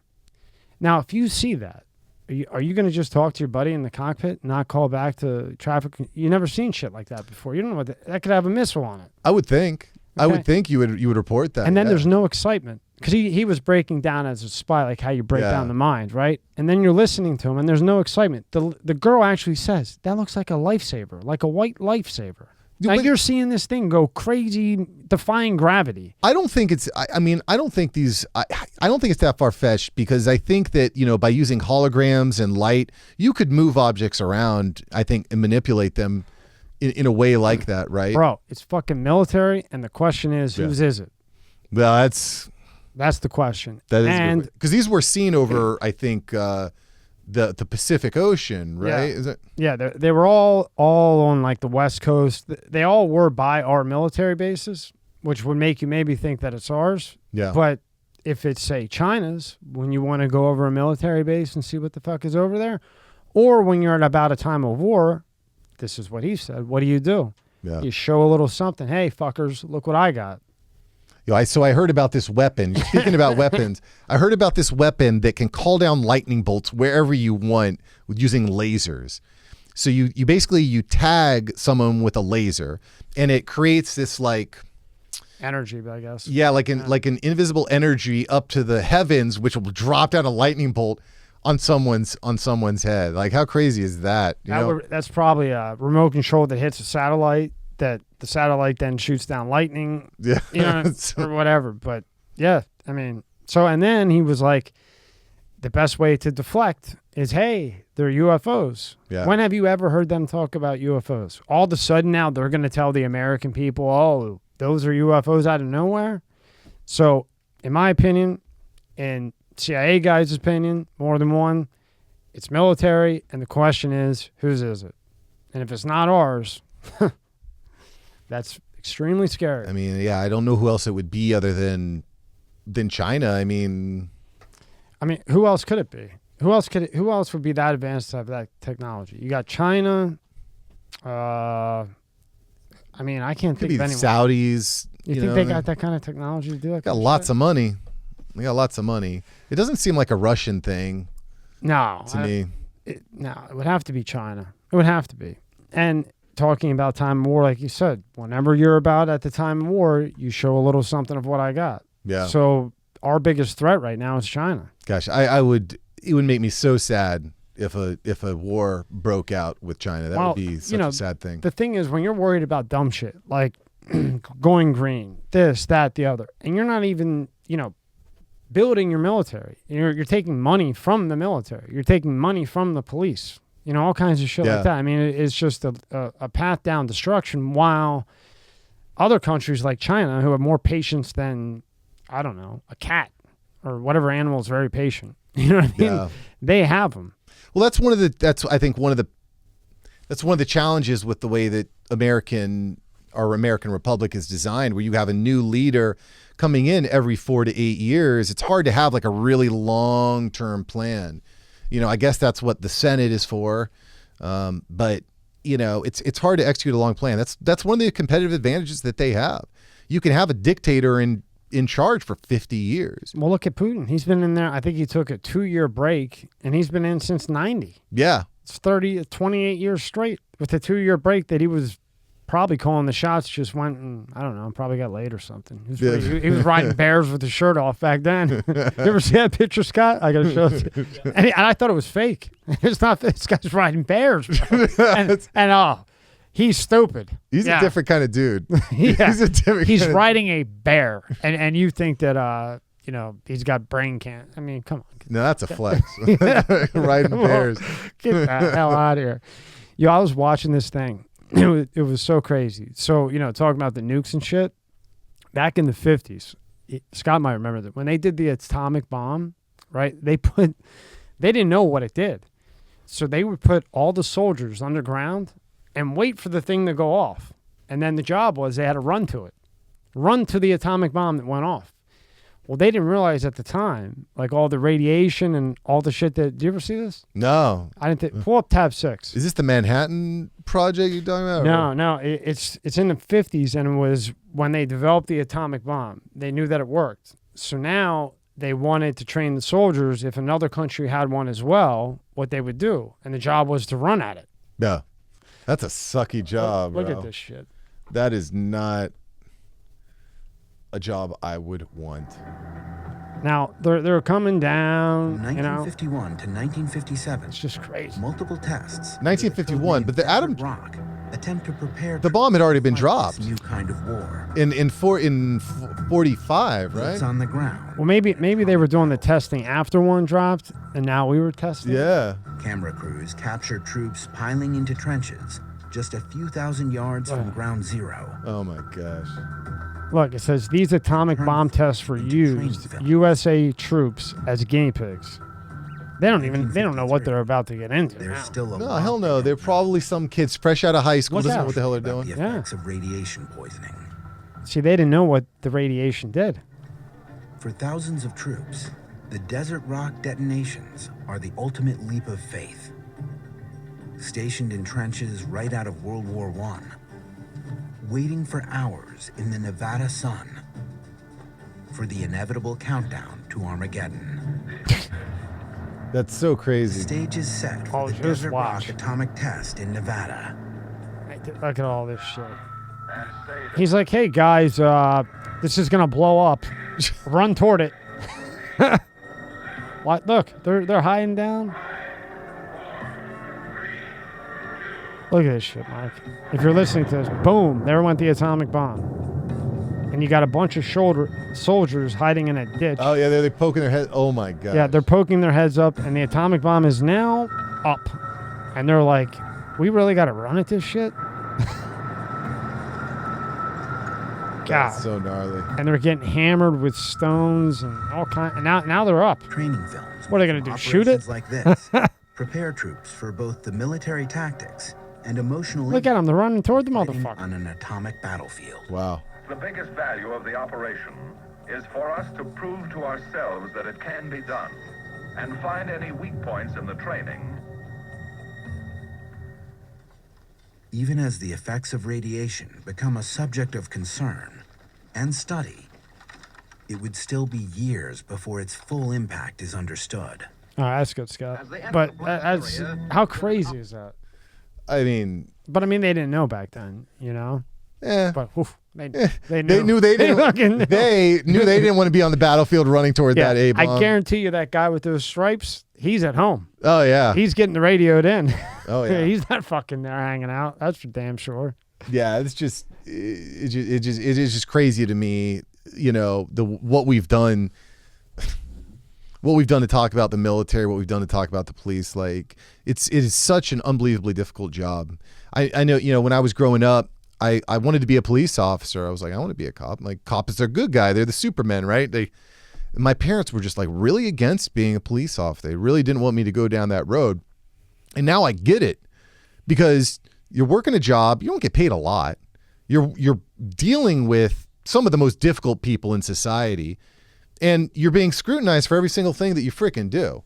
It's a lose-lose It's situation. terrible. And you know, a lot of these things that happen, and they blame cops. You know, what do you expect? I mean, what do you expect them to do sometimes? If they run up on somebody and maybe they're wrong, they're going to go to jail. They're going to get charged. Maybe they're not wrong and they get sued, and now their family has to go through all that. Maybe they don't even get sued. They're just all over the media, like, look what this guy did. And then, Well, it's crazy. There's clips where the guy in the car like grabs the cop's gun, gets shot for his trouble, And then what's the result? Well, we just got to burn down City Hall because obviously it's just a bunch of crazy racists. It's like, I don't know. It's again another example of how, you can completely lose credibility, because now you've got the boy who cried wolf. Mm-hmm. You keep crying wolf when expected things happen, but then, when something really awful does happen, nobody believes you. Yeah. Because you've been crying wolf. Who in the right mind would defund the police? It Just doesn't make any sense. I remember my friend, he became a cop. 2019. He went through the whole thing. He started $35,000 in Atlantic City. Yeah, it's not Atlantic City is not a $35,000 a year job to be a cop that you want to be. Right. And it's fucking a shithole down there now. It's nothing like it used to be. Yeah. Have you been to AC anytime recently? No. Oh God.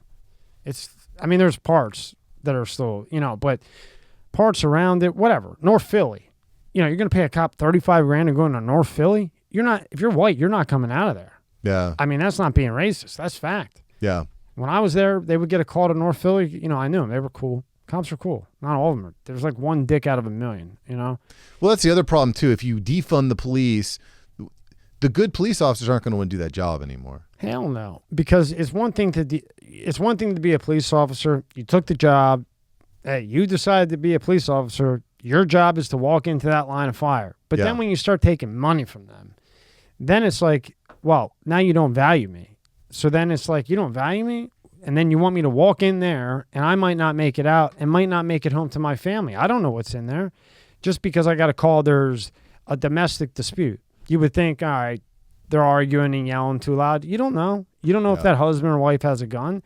Now you're taking money from me away. Yeah, this is the job I want to do, but it barely even puts food on the table. Now you want me to go risk my life, and if I lose it, are you going to take care of my family on $30,000 a year? No. No, you're not. You're not going to take care of my family. You're going to give them a flat sum and say, bye-bye, sorry. Yeah, it's just a fundamental misunderstanding of way humans work. That's bad. You don't just remove all the police and then just think everything's going to go good. It's just so. Well, wait until one of those ones that voted for that defunding the police and make that call, and no one comes. Yeah.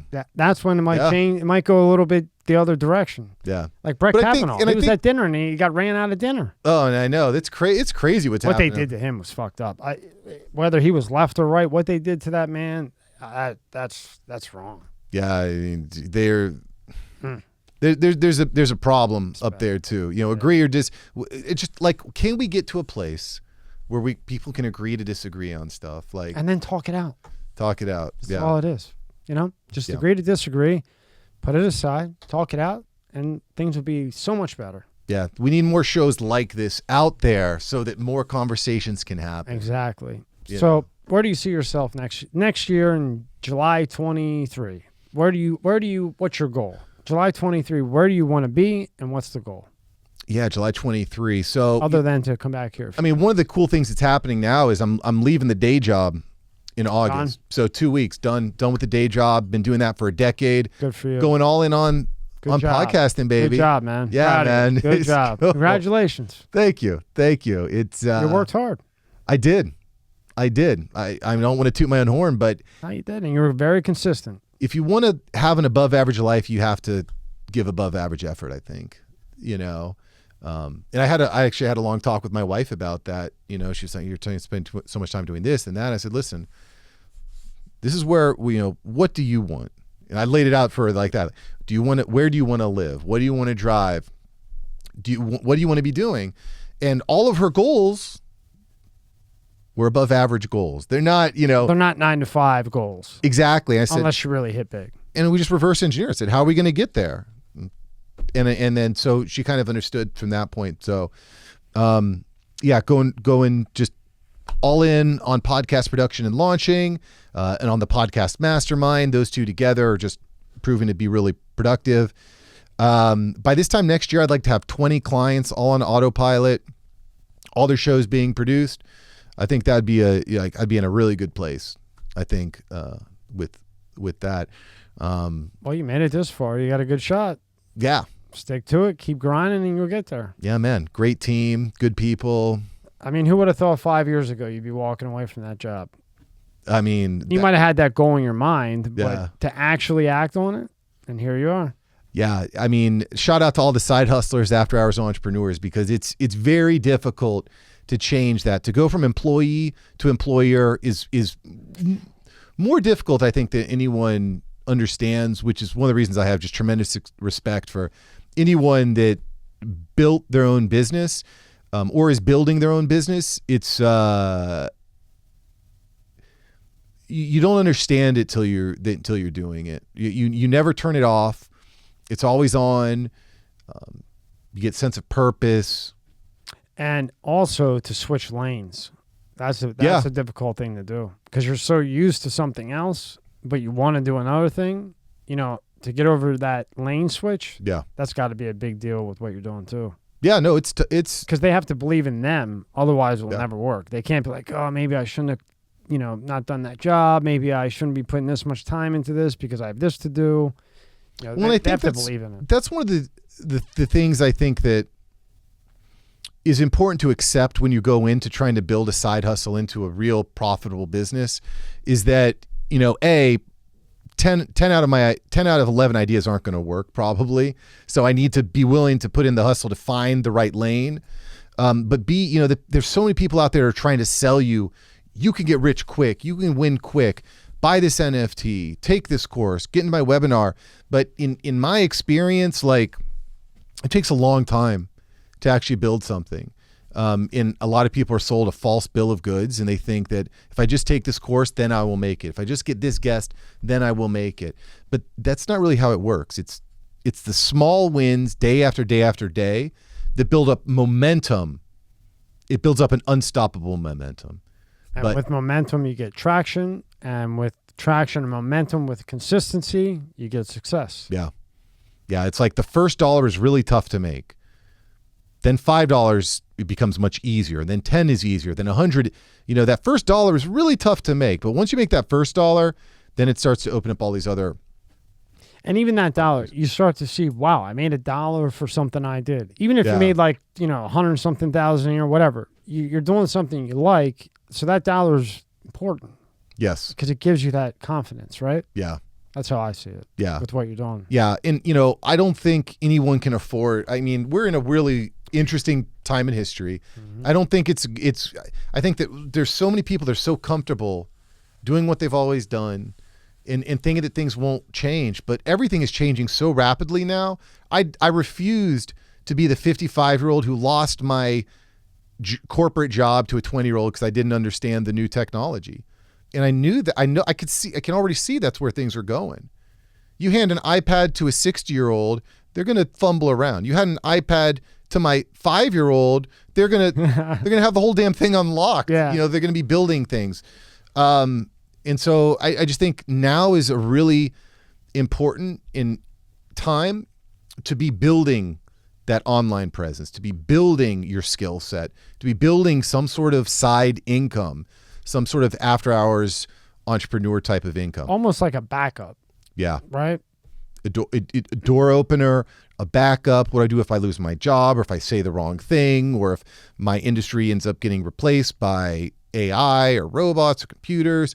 We're moving into an economic time where it's not where did you go to school, it's what can you actually do for me. Yeah, you're right. It is. And who do you know? Networking. Everything seems to come down to networking. Yeah. And anybody who made it big, networking. Yeah. Networking. That's all I hear. That guys that made it big time. It's all about the network. Yeah. Well, you've definitely come a long way since the last time I saw you, man. So that goal of yours in 23, I don't see it not happening. Yeah, me neither. But I will definitely have you back before then because I want to know what the fuck Web 4 is and whatever the hell. What's the next one, Scott? Yeah, there's all kinds of new stuff coming out, bro. Yeah, so I'm excited. You got to keep me up to date because I get lost. I'm lost in the wind. Well, it was super sick seeing you at Podfest and here. Yeah, back congratulations in the studio on again. Speaking there and everything else, man. Yeah, it was Big. fun. You're growing fast. Yeah, Well deserved. Well, I appreciate that, brother. You too. And if you haven't yet, you better. We're watching you. You better hit that 5 stars on Spotify. That makes a difference.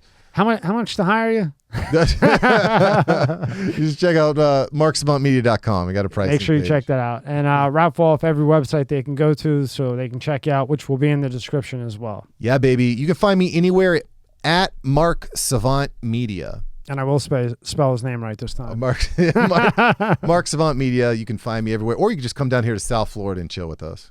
You can do that. And you got IG. Mark Savant Media, Twitter, Mark Savant Media, LinkedIn, Mark Savant Media. What's the podcast website? marksavantmedia.com. Oh, that's the podcast one? No, the other one that we went to. Go to Podcast Savant. Yeah, so you can get at that. You're referring to my mastermind, which is a little bit trickier. It's not too, but that's podcast-savants.mn. You just go to marksavantmedia.com. And it'll be right there. Yeah. Yep. And it'll be all be in the description, linked up. And thank you for your time, man. Always a pleasure. And hope to see you in a couple months. Definitely before Christmas. Yeah, baby. Because I got to know what the hell's going on. You got to, because some of these guys come in and I'm like, shit, where's Mark? Yeah, we got to talk about all the new tech. You and Chris podcast. You guys keep me up to date on this nutty stuff. Yeah. Thank you for your time, man. I really appreciate it. You, brother. Awesome. And congratulations on all the success.